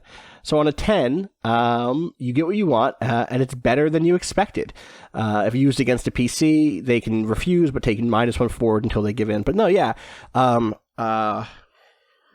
What's he do? How's it even better than you expected? He's like, I'm not supposed to do this, but yeah, he gave me a key, and he also he's got a. He always said that if anything ever real bad happened to him, you should not you, me, I guess me, to check his diary. He's always taking notes. He's always writing stuff down, and he has a key lock on it, and it's the password is 451. You just roll that key. It's like one of those wiggle things. You wiggle the numbers, wiggle. You turn them. You know what I'm saying? Yeah. Do you have any other questions, or can I get back to these birds? Yeah, and while he's saying that, Max is yawning a little. I also forgot a detail. He always has like a lollipop in his mouth, and he like gestures with it when he talks. He like pulls it out and gestures with it. Good. And he's like, have you seen him around with anybody that he doesn't usually talk to? Not really. I mean, he's always at the bash, that little club, between up on the boardwalk right near where the cove hits the kind of main line. But there's just new people in there every week because tourism and all that. He hasn't been talking about anybody specific. You know what I mean? Like, he always has a story. There's always like, oh, you won't believe who I saw at the bash last night. But like, he doesn't. There's a different person every time. He doesn't get into shit like that. He was a good guy, He always got into some trouble, but he was a good guy. Can I get back to my birds, or? Yeah. I think we're good here. All right. Have fun with the seagulls. Yeah, I'll have fun. Yo, you call me when those hippos are born. I will. Baby hippo. We need names. Do you have any good names for baby hippos? I've always been partial to Max. That's your name. Yeah, I know. You want me to name a baby hippo after you? Yeah, why not? What if it's twins? Well, you name one Max, then you still got to find the other name. Yeah. Maxine. I don't know if that was my problem. Max and Maxine. There we go. I'll think about it. It's funny because hippos get big. What? And Max also can mean like big. You're not big, Max. I'm saying. I mean, the word can be used in that way. You have a good day. Big Max over here. Okay. Big Macs. You know what? Next time you come, you better bring me a couple Big Macs. You know what I'm saying? Like to eat. Don't push it, Van. All right. Good luck. Let me know what happens. Cut, and we move on. We cut to, where do we cut to? Do you go to his house? Yeah, we got to get that diary. All right. Unless anybody else wants to do something different. no, I think the order here is the house and then maybe the bash. Yeah, so I think you go to his address. It is a basement apartment in like a 2-floor. So he's in the lowest floor. You like walk around the side. It's icy. It like there's been some snow recently and rain, and it's been like very cold. But and no one has like shoveled or salted here, so it's like a not salty. It's like an icy walkway to the back of the house, back of like the 3-floor or 2-floor building, and then down into the basement. And you use the key, and you can open the door to the bedroom, or not the bedroom. It is like a studio, like a basement studio, and it is totally fine. Like you open the door, maybe expecting to see, stuff has been flipped or whatever, but nothing in this room seems like it's been touched. What do you all do?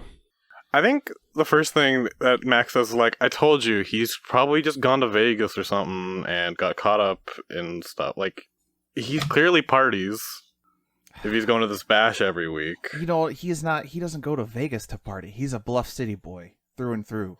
He hates Vegas. And I'm telling you, he would not leave that hippo. He loved that hippo. Listen, I'll humor you, but come on. This happens all the time. Let's find that diary. All right. So how do you start like looking through stuff? Are you flipping the place over? Are you being very careful? Like, what's this look like? I think it is like it's being thorough, but it's definitely not flipping the place over. because like this is Janice's friend's house. Okay.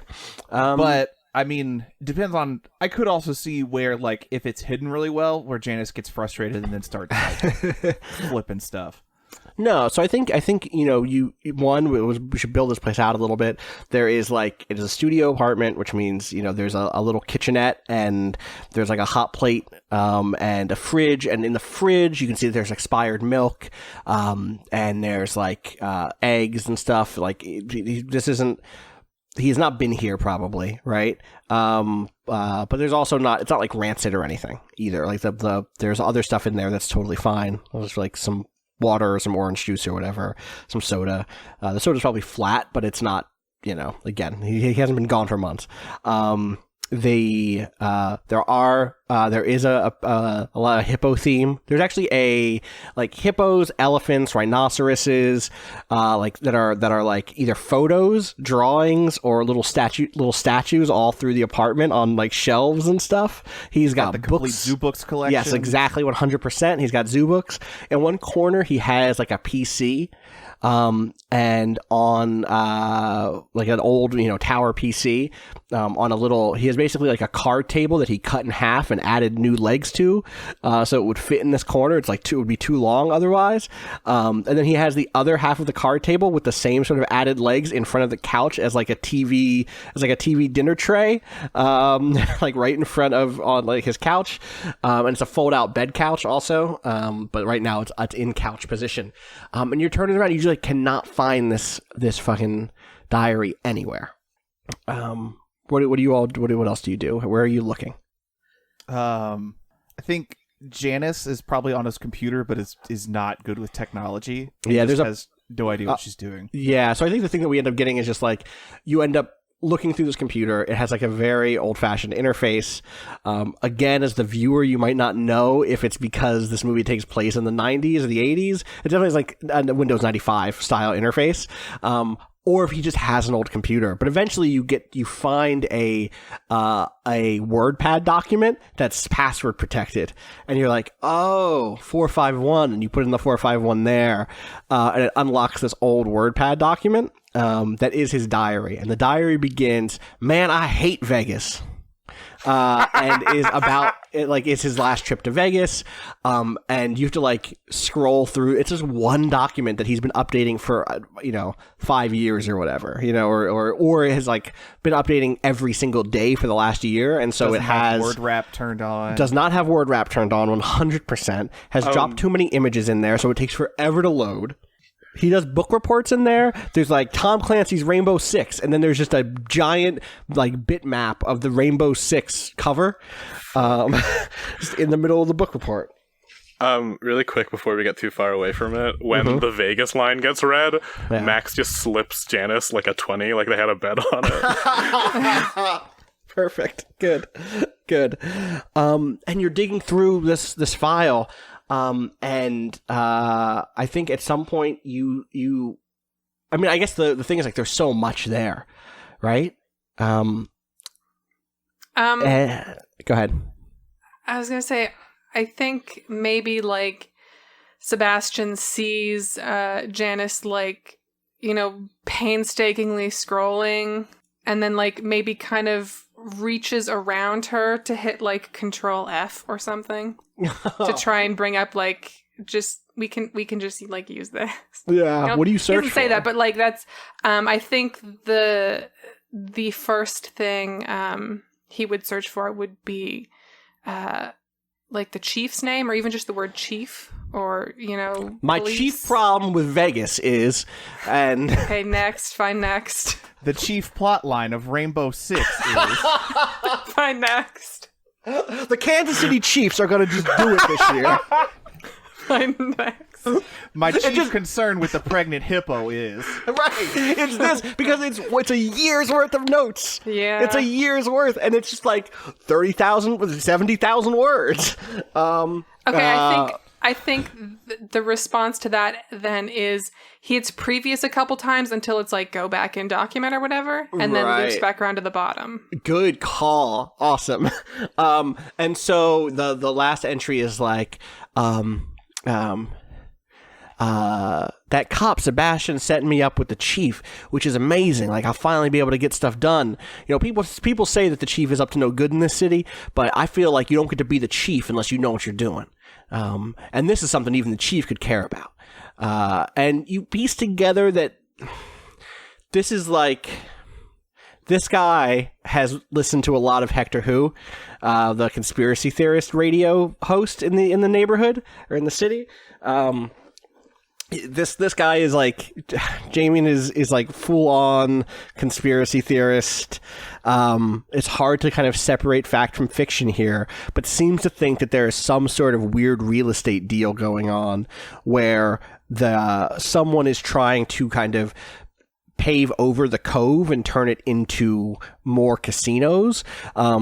There's an entry that just starts, they want to turn the school into a casino. And says like that he found, you know, he's heard from somebody he met at the bash that there is I met a contractor who came in from out of town, and they're going over to the old Bluff City High School to evaluate whether or not the land is good for development for a new casino. But casinos are only supposed to be on the boardwalk, not supposed to be near residential territory. So I believe this is the first step in a long plan to turn the entire city into one big casino. They'll call it Bluff City Casino, and it'll be a giant building that, I'm like, all right, Jamie, and like it kind of goes off the rails there, but that's the basic detail that you find. And then he's going to go meet up with the chief to talk about it. Young, can we make a copy of this to bring with us? I'm such an idiot. I was about to say he was going to pull out his smartphone. See? It's there. Oh, they no. don't have You know what USB he has? keys. This fucker has a jazz drive. He totally has a jazz drive. I don't even know what that is. What the fuck's a jazz drive? Oh, man. Do you know what a zip disk is? Yeah, I know what a zip... Is it like a pre-zip? A jazz drive is like a bigger zip disk, I think. Yeah. Oh, okay. It was like a... Yeah, I think it went up to like fairly, like a couple hundred megs, right? I think you could get a jazz drive in like a gig. Damn. Would the police department have a jazz drive, though? No, but I bet Van Detective does. Sebastian Young Oh, That's might. true. Okay, yeah, that's true. Do you know what I mean? He Or probably... Brain might Okay, have one here or something I like think that. Sebastian Right. probably, like, notices the jazz drive. Right. And then, like, reaches over and, like, taps it. Like, you know, I've got one of these. I can... Right. Do you have like an transfer extra... this info. Do you have like a disc that you could put it on with you, like slide out of a jacket pocket or something? No, but I bet this dude has a disc that has something else on it already that we can look at and delete, right? Oh, he has like a pile of them, and they just one just says games. This one says like pictures. This one says movies, which is, and you put that one in, and it's not movies, it's just the posters from movies. He has thousands of movie posters that are like high quality poster prints, and then you also find another Word document inside of that is like a how-to for printing them out, and then like where the best spots are to sell posters on the boardwalk on any given weekend.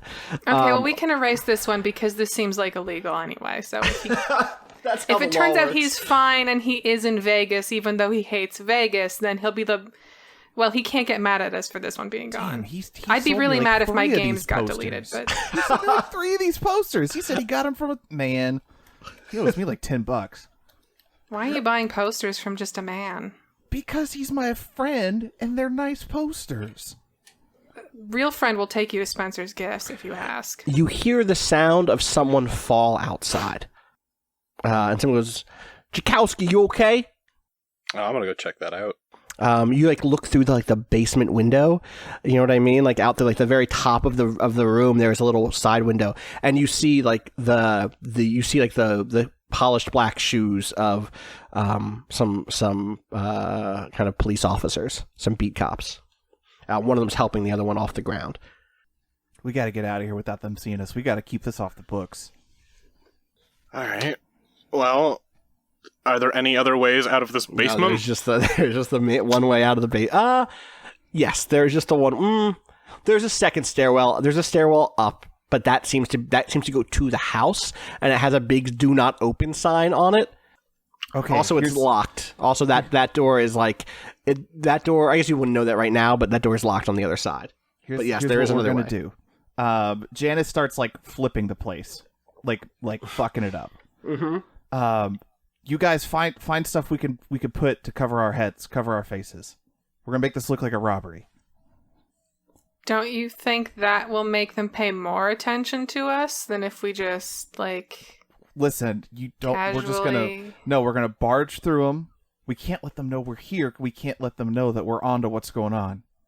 The jazz drive is still running. That's not done yet. Okay. I'm gonna go... Is the door locked? I'm gonna go lock the door back. Good job relocking the door.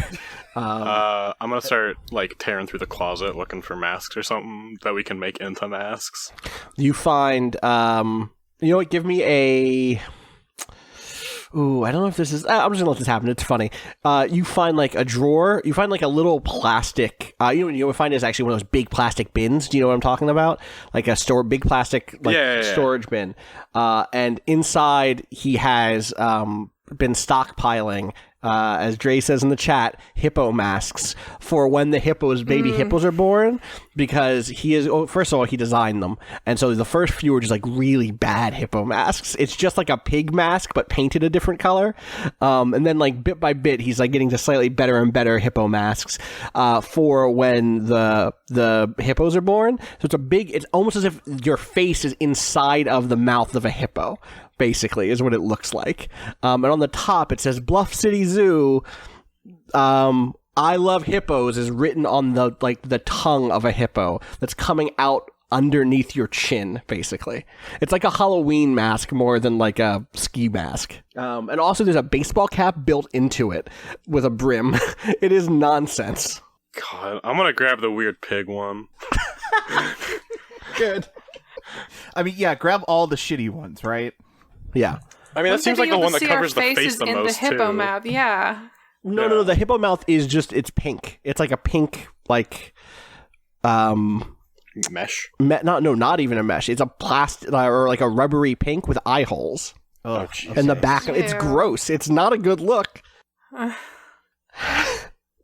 Also, they all have price tags on them. He's pricing these at $29.99. They're handwritten price tags. I'm still taking the pig one. Is there anything else that like seems valuable in here? Valuable to Jamie or valuable to you? No, like valuable. Like this would be a thing that if somebody was actually robbing this place would take. Oh, he has like a decent stereo, and he has a bunch of video games, and like a large CRT TV.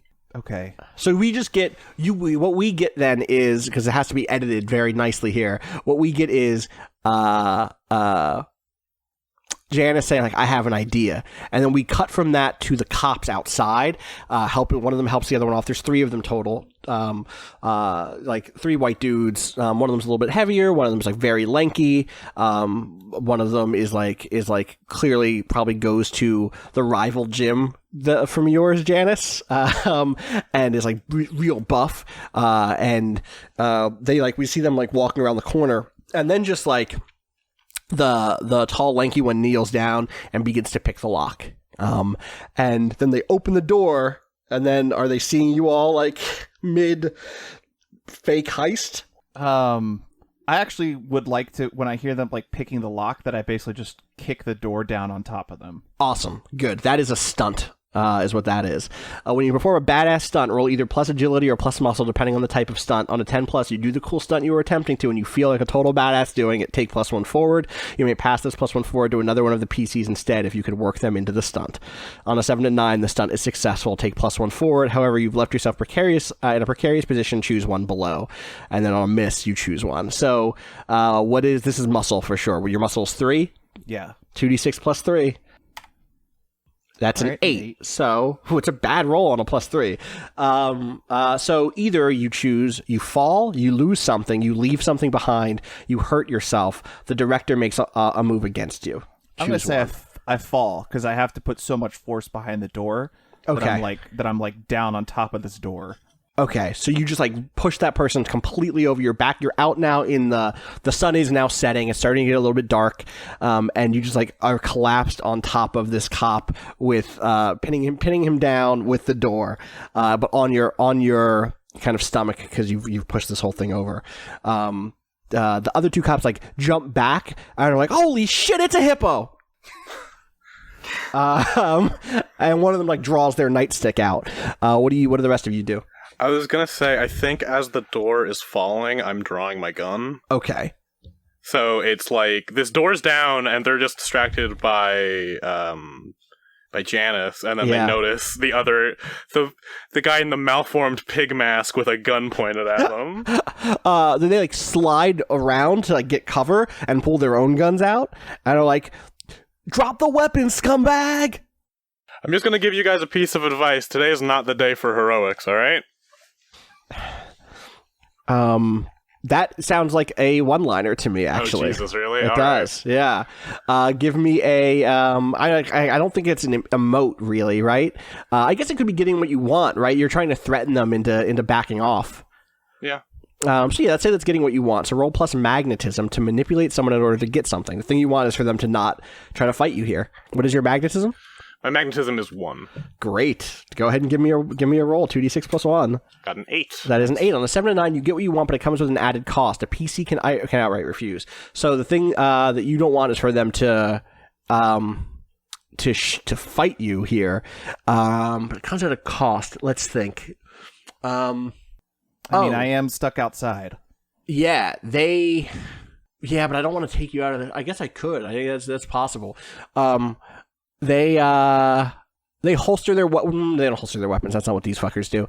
They grab Janice from the ground and they go like, "All right, fine, but we're taking your friend." And the three of them like put handcuffs on Janice and start to drag her away back to the police vehicle, back to the cop car.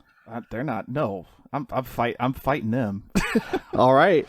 What's that look like? How many of them are there? There are 3 of them. Okay. They're a small gang. I'll let them put the cuffs on me, but that's just because, it makes them get off guard because now they think they got me. Yeah. I think I just fucking like axe handle one of these fools with your hands in the cuffs. Yeah. All right. Give me a violence. That's violence plus muscles. 2d6 plus 3 again. Oh, and do I get the +1 forward from that stunt? Yes, you totally do. You totally do. Jesus. Let's say it's on the lanky one, who is the one who is like, that's what the +4 is they're still kind of like woozy from, so 2d6 plus 4 here. That's 16. Oh, please mark star power here, by the way. Make a tick of star power. That's very fitting.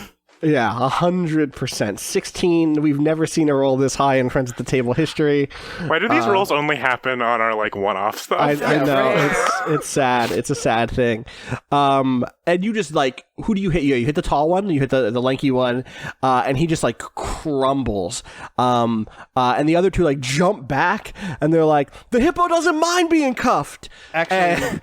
Hold up, Austin. Because on violence, I get to choose 3 of these on a 10+. Oh my god, you fucking do.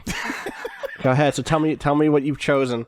It's inflict terrible harm. The target drops something. The target is knocked down. You make a messy. Something explodes loud. You hit a whole bunch of people. Area. You can escape or close in. I think I'm gonna hit a whole bunch of people. That's 1.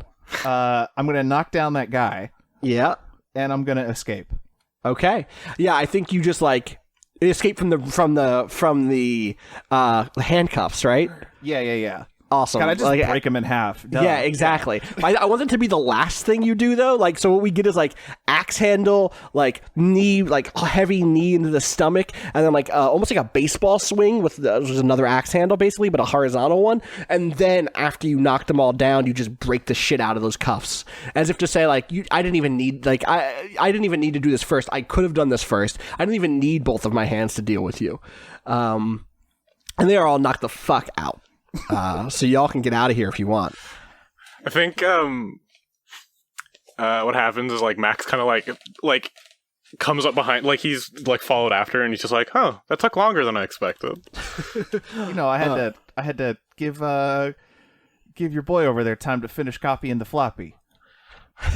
Look, floppy is copied at this point, by the way. Sebastian. Okay. Hey, grab me a copy of Pac-Man too. I love Pac-Man. That's not legal. It's fine. You're I'm not just borrowing it supposed- from a person. I'm just borrowing it. Yeah, not much of this is legal, and then I gesture to the unconscious police officers. Yeah, the three I was- cops.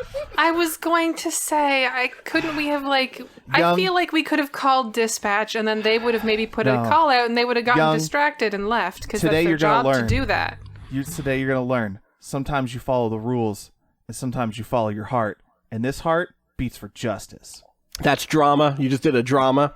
I was going to go for one-liner, actually. No, it was a little bit. I think. Sorry, it was an emote. I think that was you picked an emotion to convey via speech or fair. physical movement. I really feel like that should fail. We'll Don't see. worry, I've there's got ways plus for it. 0. There's ways for it to fail even if it succeeds. So go ahead and 2d6 plus 0. A 7. That's a 7. On 7 to 9, choose a PC or NPC to witness your emotional display. They feel the same emotion as you. It's up to the director to decide how the witnesses react. If a player character acts on the emotion, they will take +1 forward. So I think that's like, if you take +1 forward on this, like, it's time to act thing, Sebastian. Or sorry, if you go forward with the, like, it's time to act, you'll get a +1 on that next roll. Whatever that is. In the next scene, whenever that is, like, you'll get that +1 if you like are a person of action instead of being. I think like, that's probably fitting because like this whole scene, I very much imagine Sebastian just kind of like standing there, being like, okay, floppy disk, like finish it. I don't want to punch another cop or whatever. I don't know what's Totally. happening outside. I just want to get this disc and go, and Totally. deliberately being very hands off and unsure. So Awesome. So yeah, so then you guys get back to the Crown Vic and your Crown Vic and drive away. You just leave them out here in the dirt or in the snow. I put the pig mask on one of them. Nice. Good. Perfect. All right. And it's like a shot of the car drives off, and then behind, like, from the car, like, moves and reveals them with the mask on, it zooms in and then cuts. Right. Perfect. So yeah, this disc that you have, someone take this disc, add it to your gear. I think probably Sebastian, you have the Yeah. disc, right? This disc does have evidence on it that there is a conspiracy. It has like evidence that maybe wouldn't hold up in court, but that there is a conspiracy to pave over to basically eminent domain a bunch of territory in the Cove. Which again is like the low-income housing area, to then get it purchased by the city, who would then resell it to casino developers at a low price, but at a high price in the sense of like they got it very cheap because of the eminent domain and whatever weird crime. They're basically going to seize a bunch of property, so it's not even eminent domain. They would be seizing property somehow. So yeah, that is what you know. Where to next? I mean, there's that club, but we Yeah, could the also go bash. back to look at the... Oh, I mean, I guess we looked at everything on the drive, huh? Yeah, I don't want to just zip past that. Yeah. This isn't the game of like hacking. Like that is what you see. That is the thing that you now know exists. And like maybe you even figured out in the car somehow. Like maybe you have like a bag computer. Do you know what I mean? Like an old big laptop that you can plug that zip drive into. It's like a full suitcase thing. Yeah, like a suitcase laptop. Exactly. Yeah. Is the car wired to have the laptop plug into it? No, probably has probably. like a 30-minute battery. Yeah, exactly. It's got like a lighter like thing you can plug in. That's It does, pretty like, funny. It does jack shit. Yeah, totally. You can also leave it in there to huge. recharge it, but not to. It won't ever power it long enough. You know what I mean? Like it doesn't actually power it for use. And if you store it there all day, it'll recharge over a long drive, but that's it. So yeah, that's where we're at. So yeah, do you go to the bash? Yeah, that sounds alright. Yeah. All right. So yeah, this is like it's kind of like a neighborhood club that wound up being, as the casinos started going further and further north towards the kind of more residential area in Bluff City, it kind of first became the kind of cool spot you went to if you didn't want to just go to the shitty casinos. So yeah, the bash is this place where at first it was like out-of-towners who knew someone locally would be like, oh, we'll go to the bash. Like the bash is a nice bar and club that is like mostly for locals. And so you kind of got like the real Bluff City vibe. But then bit by bit, it became a little bit more like a touristy spot, like not a spot, but like, it became a place where like more outsiders knew about. And so at this point, it's a pretty big mix, but the people who end up going aren't they're not tourists in the like going to gamble sense. They're not tourists in the like, I'm going to take the $12 bus from Pennsylvania down to the shore for a weekend. They are like, it is where gamblers go to drink and hang out and party, instead of where like your weekend gambler, do you know what I mean? Like professional gamblers will go to the bash. Out of town entertainment acts will go to the bash. Like if you're in town as a comedian and you want to go out for drinks, you go to the bash. If you're in town as a musician, you go out to the bash. If you're in town as a business person, you go to the bash.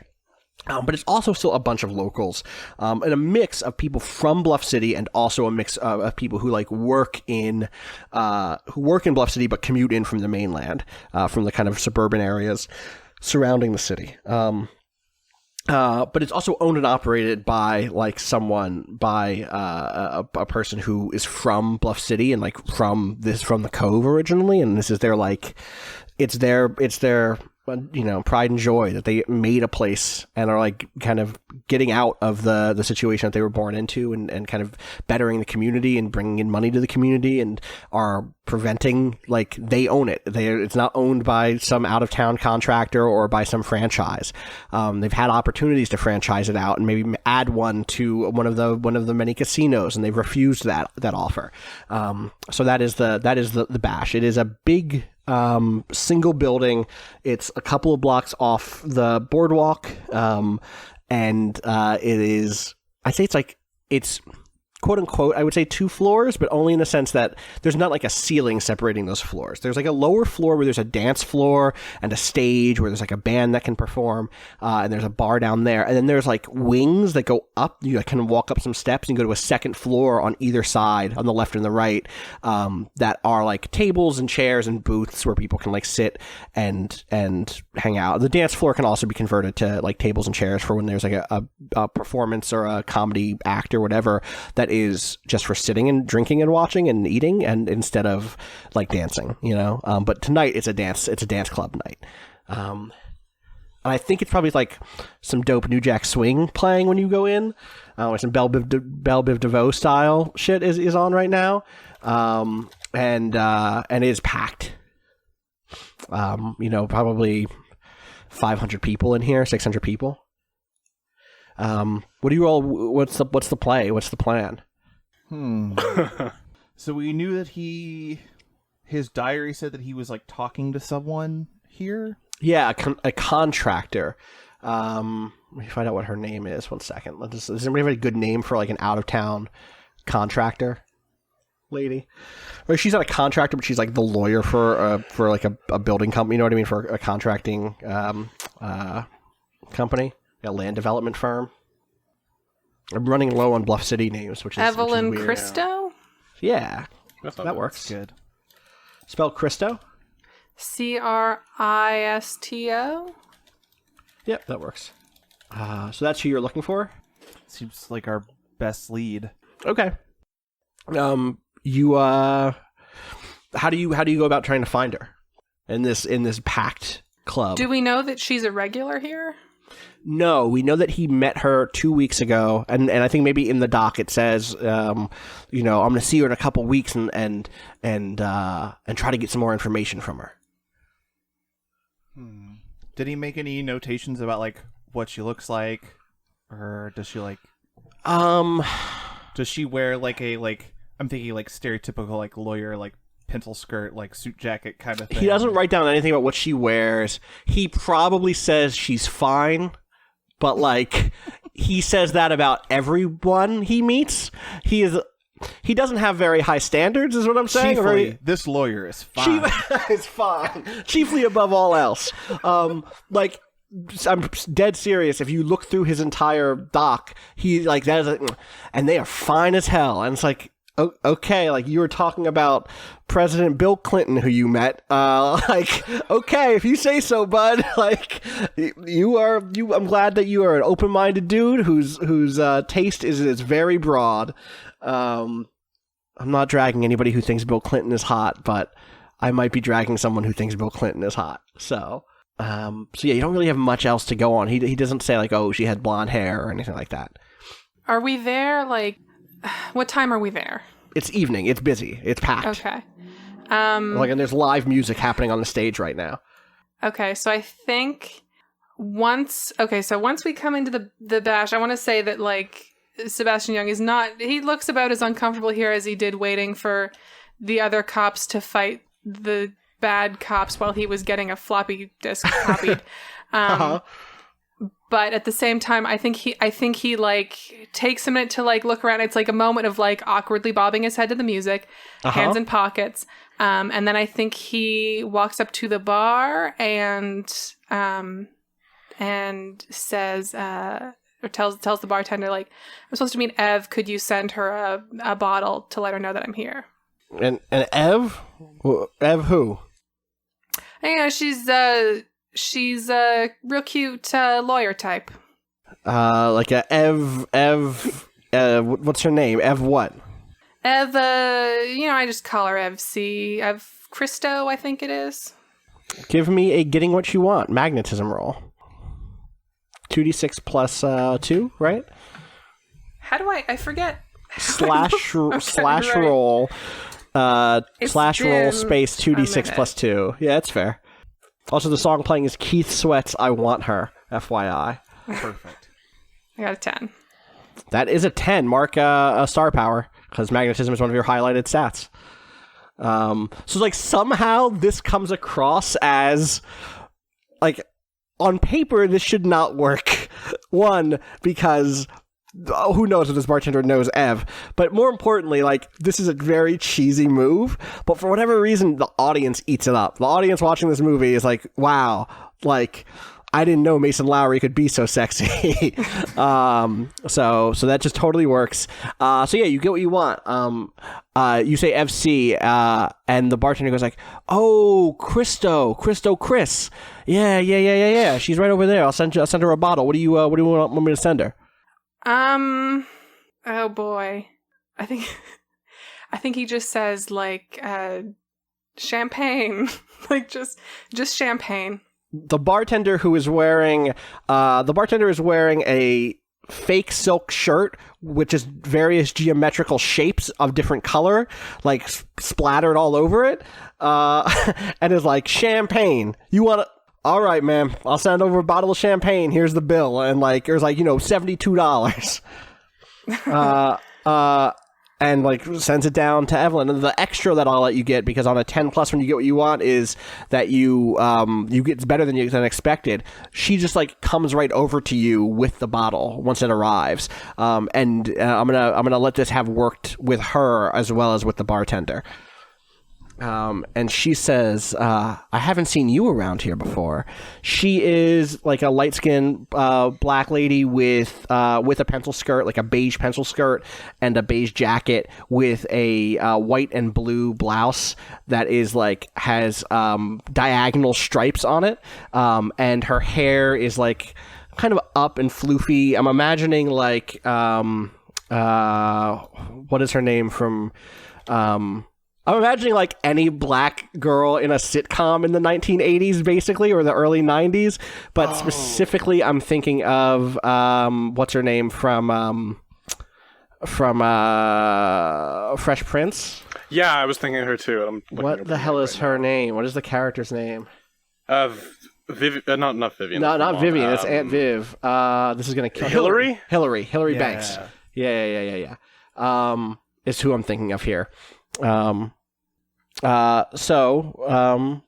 She is she comes over and says like, no one's ever bought me champagne in the bash before. Well, God, it's really hard to be this character. I think he just says like, well, that's a shame. And she blushes a little bit, and she says, bartender, 2 glasses. During this sequence, what are Max and Janice doing? Max is like down. He's also at the bar. He's got like just some shitty beer, and he's just like fucking like shocked that this is happening. Because he's been working with this kid for a few weeks, and he's like, does what Max have the to slip fuck? Janice another 20? I think Janice slips Max the 20 that he was not expecting to win. Oh, okay, yeah. Gotcha. Good.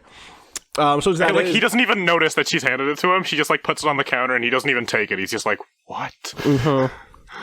I think at this moment there you see coming in the door the three cops who you interacted with before. One of them has like their nose taped, and they obviously have been beating the shit up. Like they actually have like black eyes and stuff, but they're just wearing plain clothes at this point, and they are like being very aggressive and talking to people and like walking around the bar. They haven't seen you at this point, but they have arrived and are starting to kind of like poke around. But let's go back to Sebastian.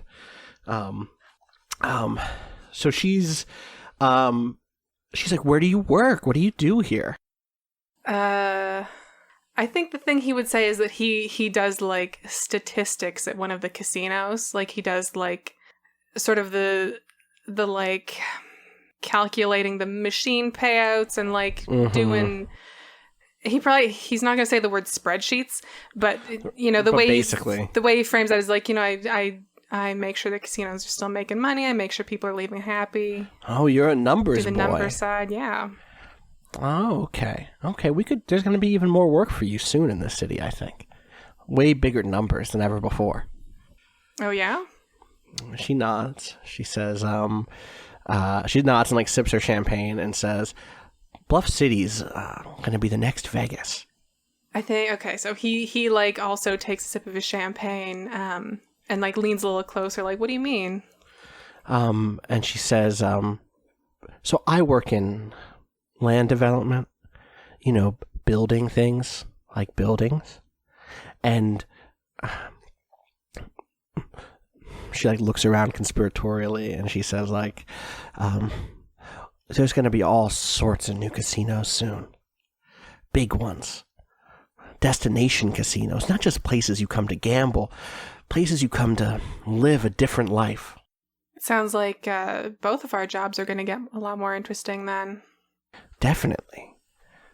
You don't have any plans to leave Bluff City, do you? I'd love to see you again. I'll be around. I'm trying to think of like... The thing I want to do is get her out of here. There's ways to do that. Yeah. I'm trying to think of the least bad way to do that.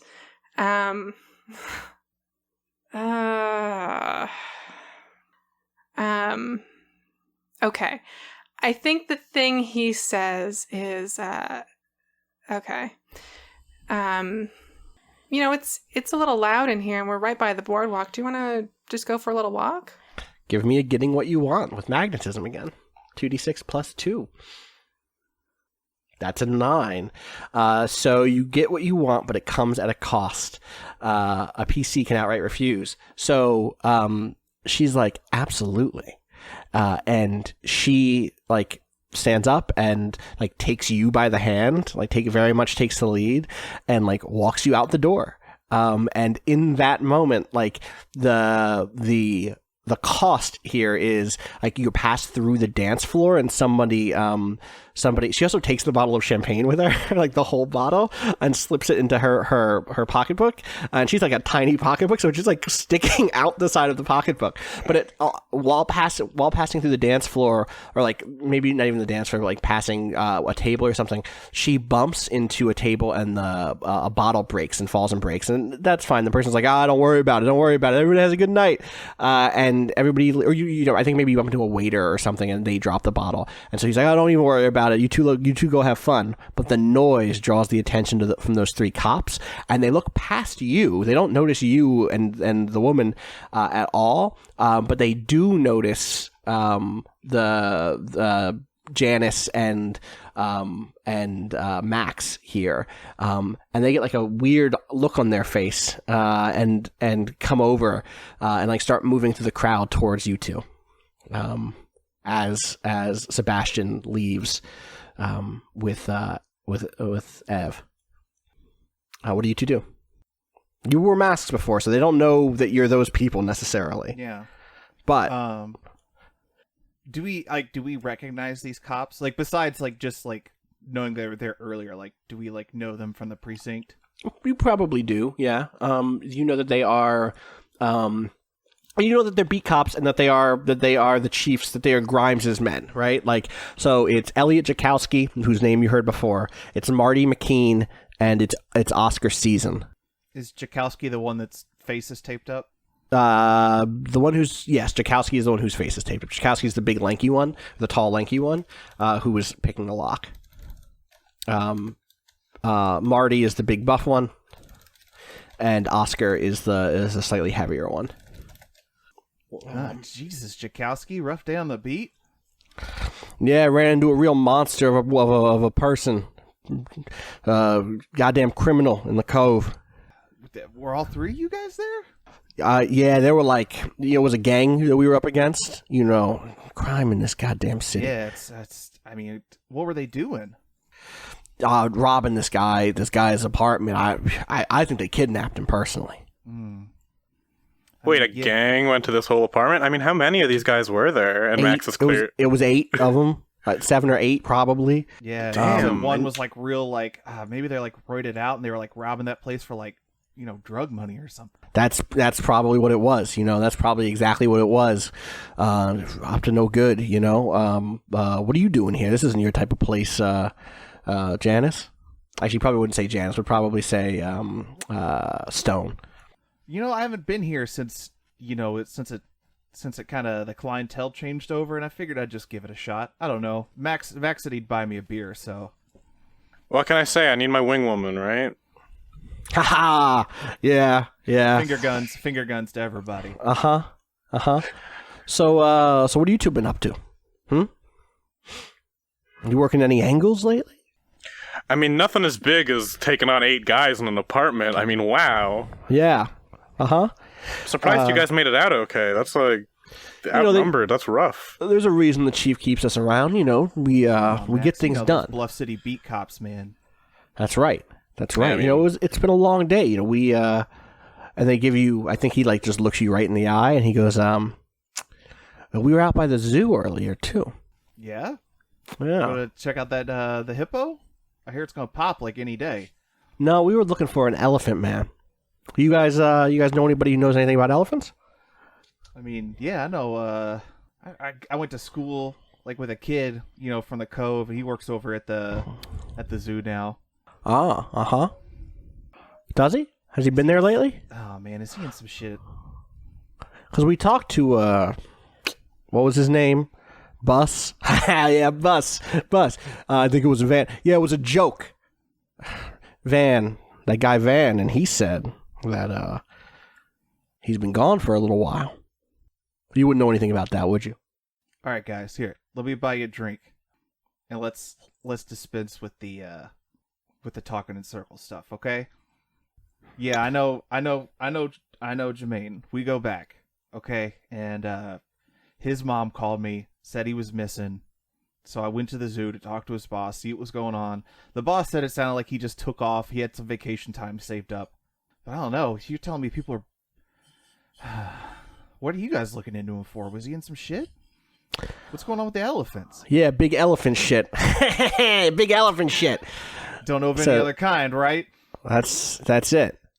Well, which is funny because we saw your car there when you pulled in and you talked to old boy Van too, and then we saw your car out here and we thought maybe you had learned something maybe we didn't. Thought we could get a little bit of a, because it's not your investigation as far as I'm concerned. I haven't seen your name on the board next to any missing elephant man. No, you're right. Like I said, I'm just looking to do it for his mom. Just a favor for her. And Max too. This is a favor that you 2 cops are on this favor. I drag Max into bullshit all the time. Come on, guys. Yeah, so she's doing a favor for his mom, and I'm doing a favor for her. It's like a whole thing. You guys know how it goes. Yeah. Well, thanks for the beer. You Listen, you be do you guys careful. know anything? Do you think he's all right? Do you think he just popped town? We're in charge of this investigation. You don't even worry about it. Okay. All right? You stay out of it. Chief's orders. All right, well, Good luck with you guys' anti-gang heroics. I don't like your tone, Lamb. I do like that's like purposely noticing the same word used. It's like, I mean, I don't really care if you like my tone or not. I'm trying to have a fun night, and I got, I don't know, 3 musketeers coming in here trying to get me away from my fun. I'm Porto, says one of them. And I was like, oh, that's not... You watch your tone, Lamb. And Jakowski, the tall one, stands up. And McKean, who is the one who said I'm Porto, stands next to him and, like, crosses his arms. And Oscar sees and just sips from the beer. This doesn't have to be a thing, but I'll make it a thing. You keep getting in our way, and I'll get the chief to sign off on whatever I want. You could be 86 too. I think at this point, Max just like takes like the last sip of his beer, is like inches away from this guy's face. Yeah, and it's just like, you boys have a good night, and walks away. Yeah. Okay. Let's go to the boardwalk. It's a beautiful, freezing cold night on the boardwalk. You're drinking champagne. The from moon stolen is glasses that no one was concerned about. Yeah, the moon is above the sea, looking out on the boardwalk. What are you talking about? What's this look like? I think probably the scene, like, I think probably when they come in, or when it comes in, it's some like small talk that is not necessarily critical to the movie. Like, this is, the way this is built is the non-critical stuff is kind of gestured at on the sidelines, but it's not the focal point. So I think there is some like small talk there about like, oh, I had a dog growing up, and I had a spaniel. What do you have? Like, and then I think what Sebastian Young says is like, so, back to this casino stuff. My current gig, it pays well, but I don't know that they'll let me look around if new opportunities come up. If you have anyone I could reach out to when all this stuff, when foundations are being laid, You mean like one of the other casino people? Someone else who might like to have me in their new establishment. Give me a getting what you want again. That's another magnetism roll, which is +2. That is a 4. That is no good. No. So what she says is like, actually, you know what? She's like, I could connect you with, but before she can finish her sentence, you see the lights of a police. There's it's almost like a golf cart, but without the top. It's like a 3-wheeled vehicle, like a 3-wheeled golf cart, that is coming down the boardwalk, and you hear the siren blare on. And it is like, there's 2 of them coming at you, and each one has 2 cops in it. And they like pull up beside the 2 of you, and they go, "You're drinking in public. You're not allowed to drink in public. Put the alcohol down right away." And one of them like hops out of the little golf cart, and walks over to interrupt you 2, and says that this is a misdemeanor. We're gonna have to take you down to the precinct. It's a Friday night, so I hope you're ready for a good long weekend. Okay. I don't know if this works or not. I'm trying to like figure out if I can use corrupt is as corrupt does to I'm a little unclear about how you use corruption points when you are a corruption fighter. It's just you get the thing, right? So it's like, I mean, their example is that if what you want is access to a thing, you spend the point to get access to the thing. It isn't like you get out of jail free. No, but I was thinking like gain access to vice, being like a I think that's about like gaining access to people. The Vice one I think is explicit, like, getting access to someone, to a sex worker, getting access to someone who moves in that space, not getting access to like. Okay. Yeah, that's how I'm reading that for sure.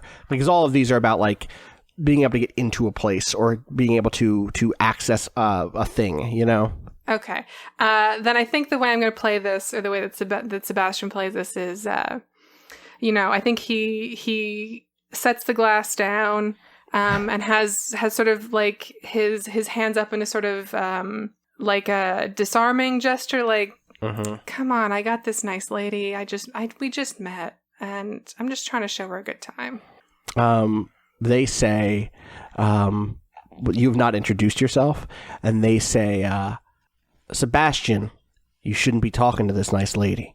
And like at that point, like the bass hits, you know what I mean? Like boom, boom. Yeah. It's clear that they've been sent. That like they've been. In fact, I think if we can go back and edit those past scenes, like we definitely saw them following you out of or like watching her as she left the bar, and like walked away with you, like from these golf carts down on the street, which then they drove up onto the boardwalk once they got the go ahead.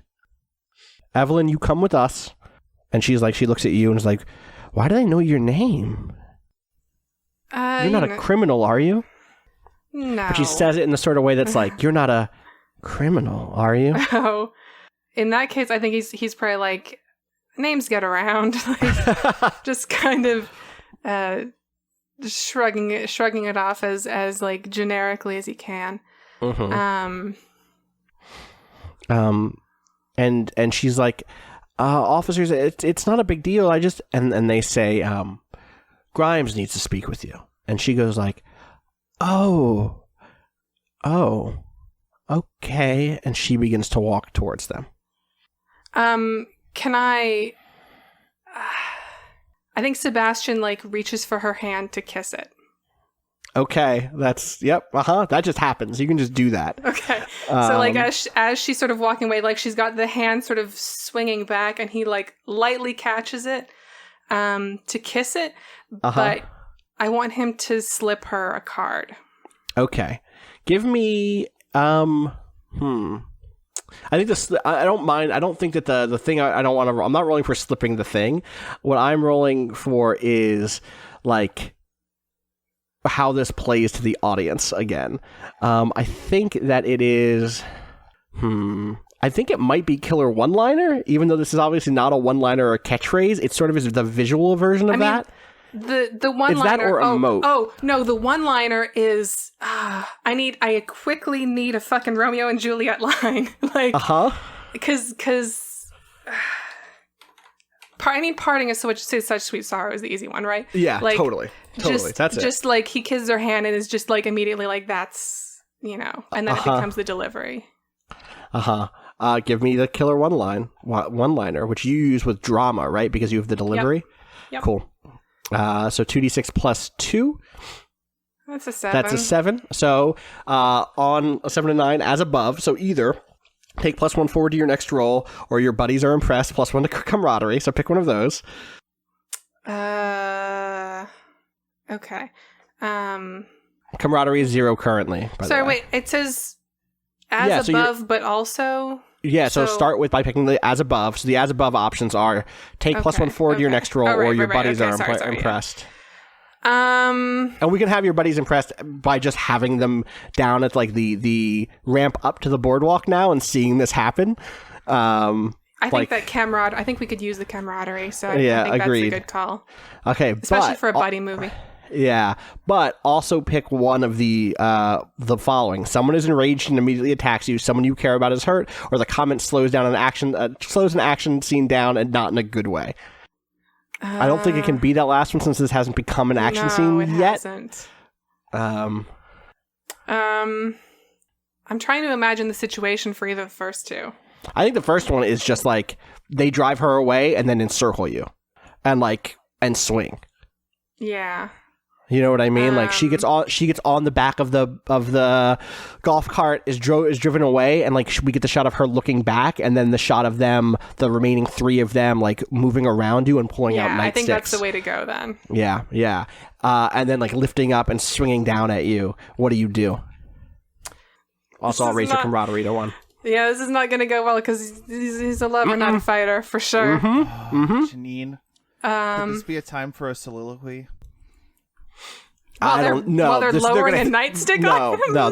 This nightstick is going to hit. Unfortunately. I think he probably tries to catch Remember him that with you his have a arm or plus something, 1 forward. but like that could... Remember that you have a plus 1 right. forward on for taking action. The next time you take action. Do.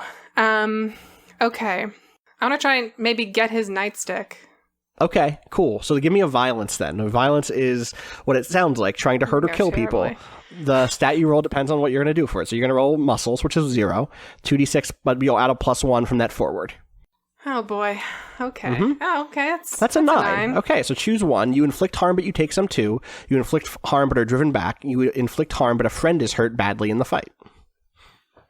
What would driven back be? Like a retreat from the situation? I think it would be, or in my mind, they like throw you over the boardwalk railing into the sand and like hop down after you, making it further away from your friends. I'd rather inflict harm and then also take harm. All right, cool. So you grab the or how I'm imagining it, you tell me if this works or if you have another idea.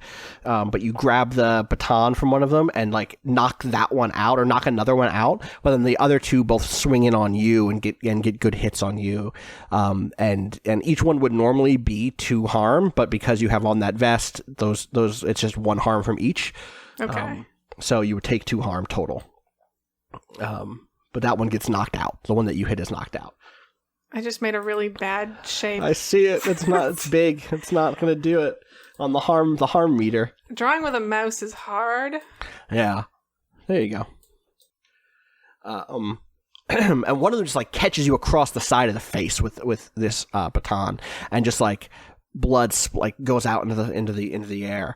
Max and Janice, what do you do as you see your friend get attacked?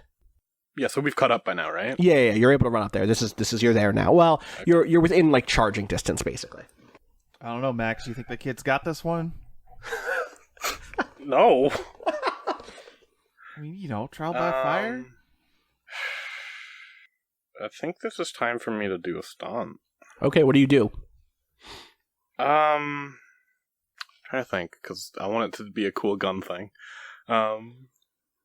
So the situation is there's this like cruiser there. There are these 2 or at this point there's only 1 of these golf carts. They're like 3-seat golf carts. It's 2 on the front, 1 on the back, and then there's 3 cops surrounding Sebastian. And this is the thing, is like this is the action movie, which means after he hits, they swing it at him. Maybe the first 2 hit him. He grabs the third one's baton, knocks one out, and then the audience can see that one of the cops starts going for their gun, because this is how action movies work. And so it's about to escalate at this point because he's knocked out one of them. All right, I think I have an idea, but would it be okay to roll first before describing it, just so I can... Yeah, give me like the very broad idea of it. Well, what I want to do is I want to shoot this. I want to start I want to use gun ballet here, right? Which lets me do area damage. Yep, totally. These guys. And what I want to do is start it by shooting the hand of the cop reaching for his gun. Right. So it's not even about hurting him so much as it is stopping him disarming him. So yeah, I think that is, actually that's still violence, because the target drop something is still one of those things. So yeah, violence, agility. Which your agility is 2, right? Yes. All right, 2d6 plus 2. Got a 12. That's a 12. Amazing. Oh, I should note something. There's a rule in this book that is not on any of these sheets, which is, let me find it. This is purely for narrative purposes. No rolls required. Whenever a violence, stunt, or love scene move succeeds with a 10 or higher, the player can declare that the effects are in slow motion in addition to the other effects of the roll. This is because slow motion is cool. This game is very good. Sorry, Dre, I should have given you that also during your 16. Nah, it's okay. So what happens? Tell me what happens here. So, because you get to I made that sound way more Oh yeah, he's just trying to hurt. Like I'm not. No, these guys are gonna die because they saw our faces here. Like if I shoot one, drag us on. I just wanted to start it dramatically. I got It's one of those things where it's like, I think we talked about this a little bit. You know the John Woo dove shot? Yeah. It's that, but with seagulls. Good. Great. So there's just this like flood of like seagulls flying away, and then this guy's like his hands all fucked up, and you see him like bring it up, and he's looking at it, and then like the seagulls move past, and you just see Max there, and he like fires again, and this dude's just fucking mush. Right. Yeah.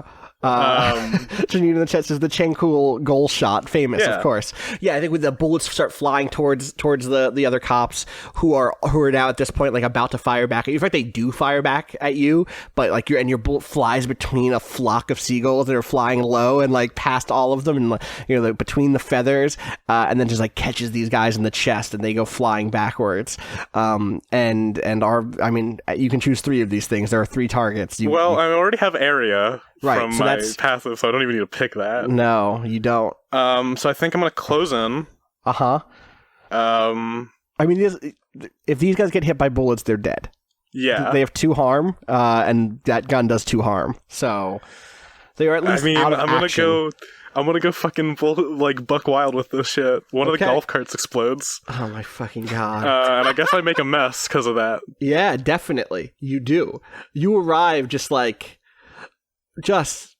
I think the boardwalk is the mess here, right? I'm not going to go all the way to like blood and gore. No, for sure. It's like, but like the boardwalk is on fire. You can hear the sound of seagulls. You can immediately hear the sound of sirens. And the boardwalk is just shattered into a billion pieces. Plus the golf cart is on fire, and has exploded. And I think the bodies are probably also just like all over the place because of that. Hey Sebastian, all that just happened right next to you. I'm kind of imagining that he was already down when the explosion happened, so he like covered his head. Right. Totally. And then we also I think we have to get Ev looking back from the golf cart from far away and only seeing the explosion, and then shouting back like, Sebastian!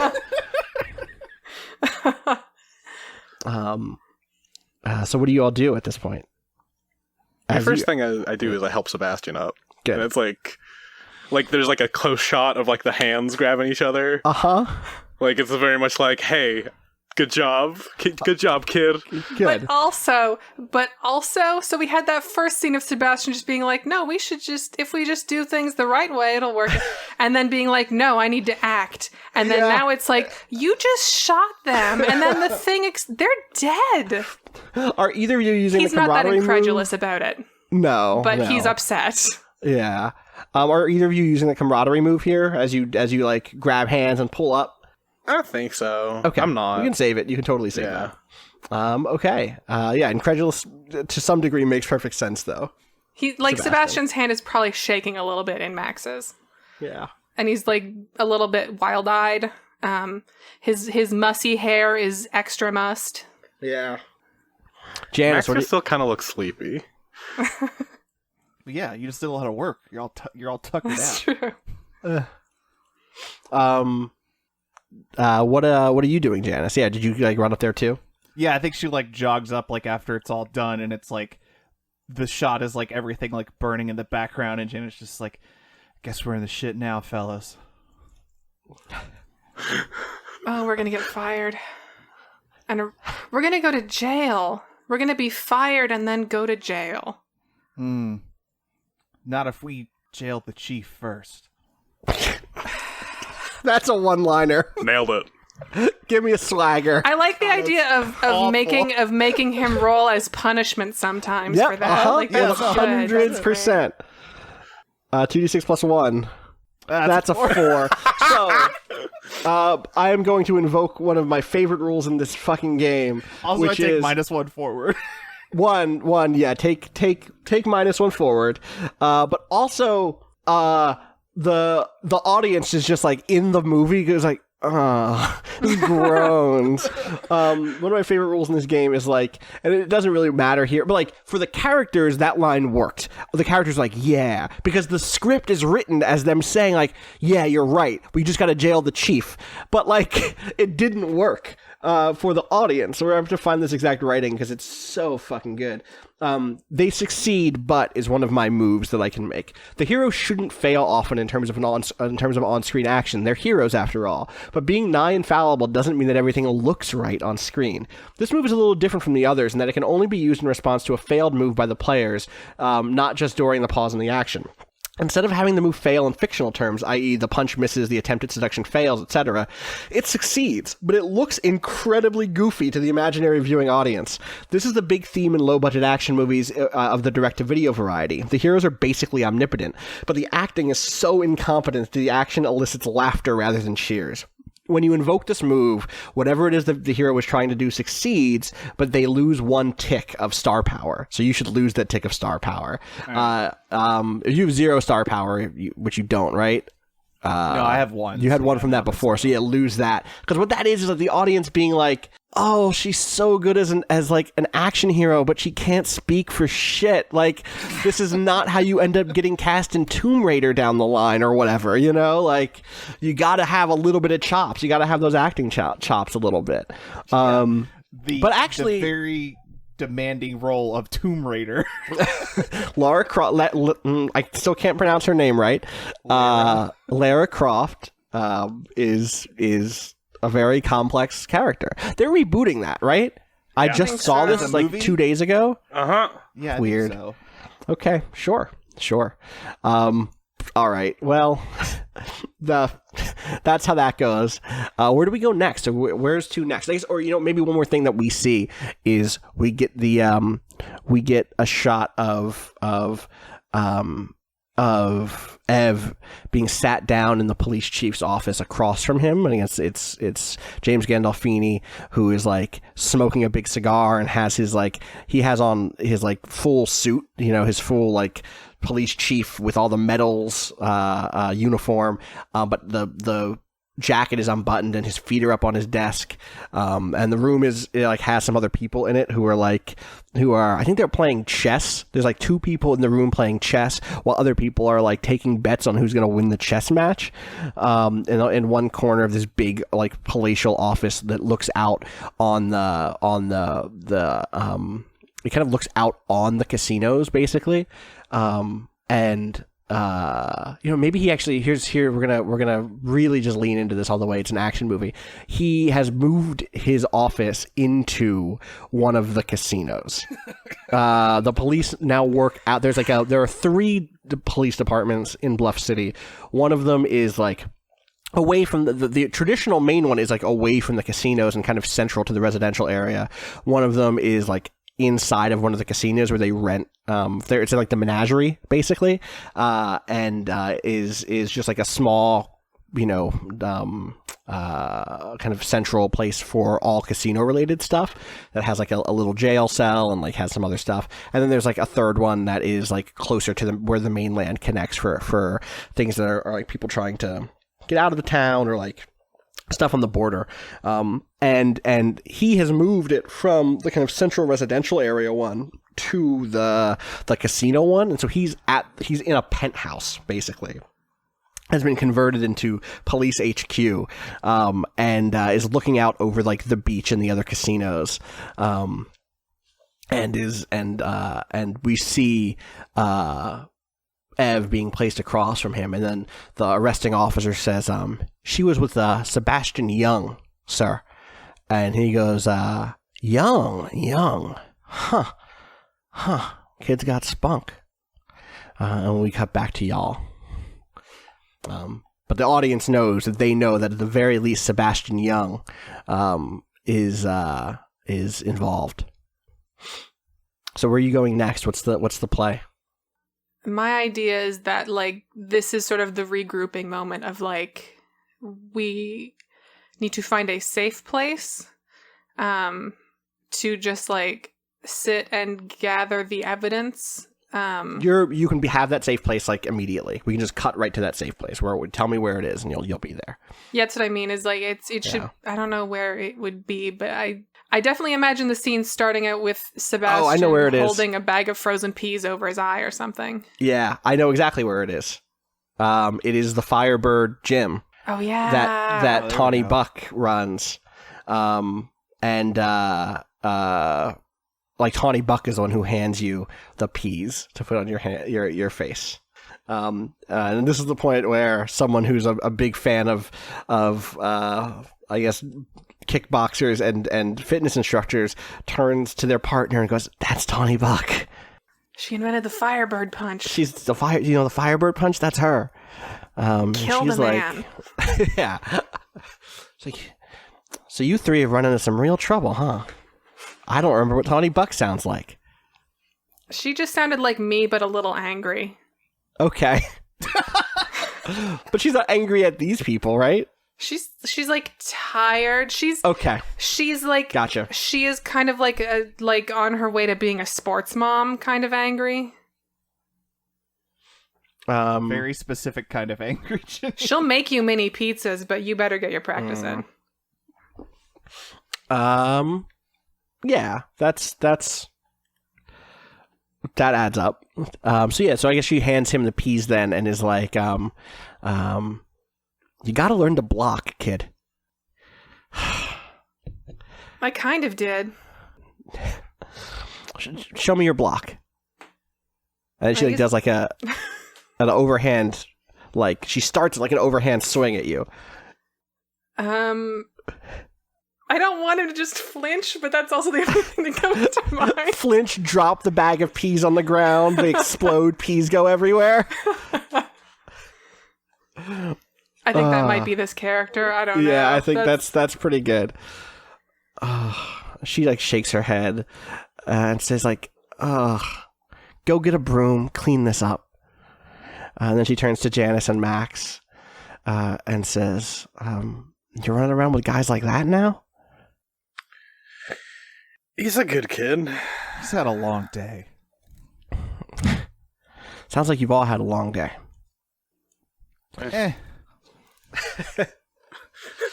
they both do that in unison? Yeah. Yeah, definitely. It's time. We got to take down the chief. Take him down? He's the chief. It's Chief Grimes. No one can take down Chief Grimes. Well, we either take him down or he takes us down.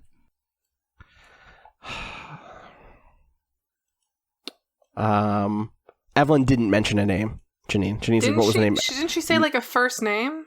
No, she was starting to say a name and then she got cut off. That you failed that roll.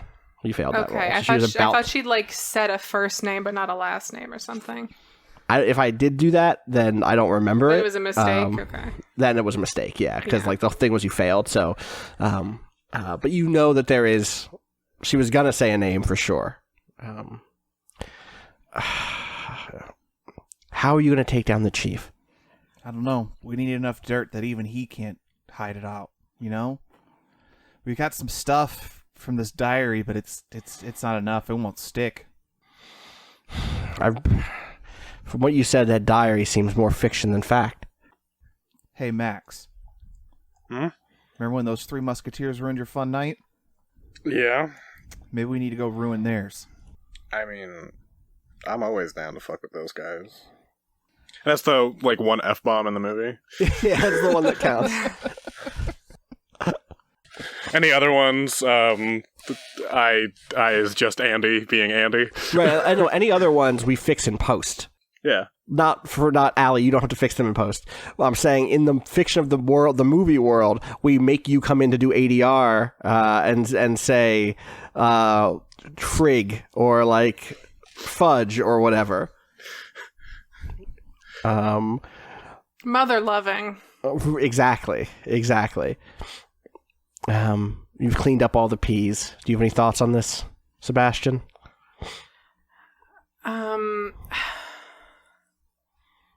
I mean, I do. I really wanted to do a soliloquy, but it's hard finding like where that goes. This is the time to do it for sure. Okay, so Sebastian's cleaned up all the peas. He sort of walks up to rejoin the group. He's got a real wicked black eye, and is all scratched up. But I think he sort of so hands in pockets again, looking at the ground, then sort of looks up and says, like, nothing we do will be able to reach or scare the chief. He's not gonna, he didn't get where he is because he gets shaken. But that doesn't mean that no one else working with him can't be shaken. Someone, maybe we're coming at this from the wrong angle. Maybe approaching the people with guns is the wrong idea. Maybe we need to go after the people with the money. Give me a soliloquy. It's a drama roll. Your drama's 2, so... It is. That's a 10. So, you gain insight into the emotional or physical nature of the conflict underpinning the plot. Name one thing that will happen related to the plot, no matter how big or small. The director will make it come true at no cost to you. I'll briefly say the insight that you get is like, yeah, this probably has to do with the Veranda family. This is about money, like you said. Like, this is about a connection to money. And so if the chief is working in the Veranda family's, like, in the menagerie now, then there's a good chance that, like, that side of things is totally what you're saying is like where to go to kind of make them get shaky, which would then move into the chief's plans. So what's the thing that you want to happen regardless of the plot, no matter how big or small? This is a juicy opportunity. Yeah. I think the thing that's going to happen, the thing that's going to happen is that Ev is going to meet with Sebastian, and she's going to like meet with Sebastian to bring him something. Okay, cool. Well, what's the thing she's going to bring him?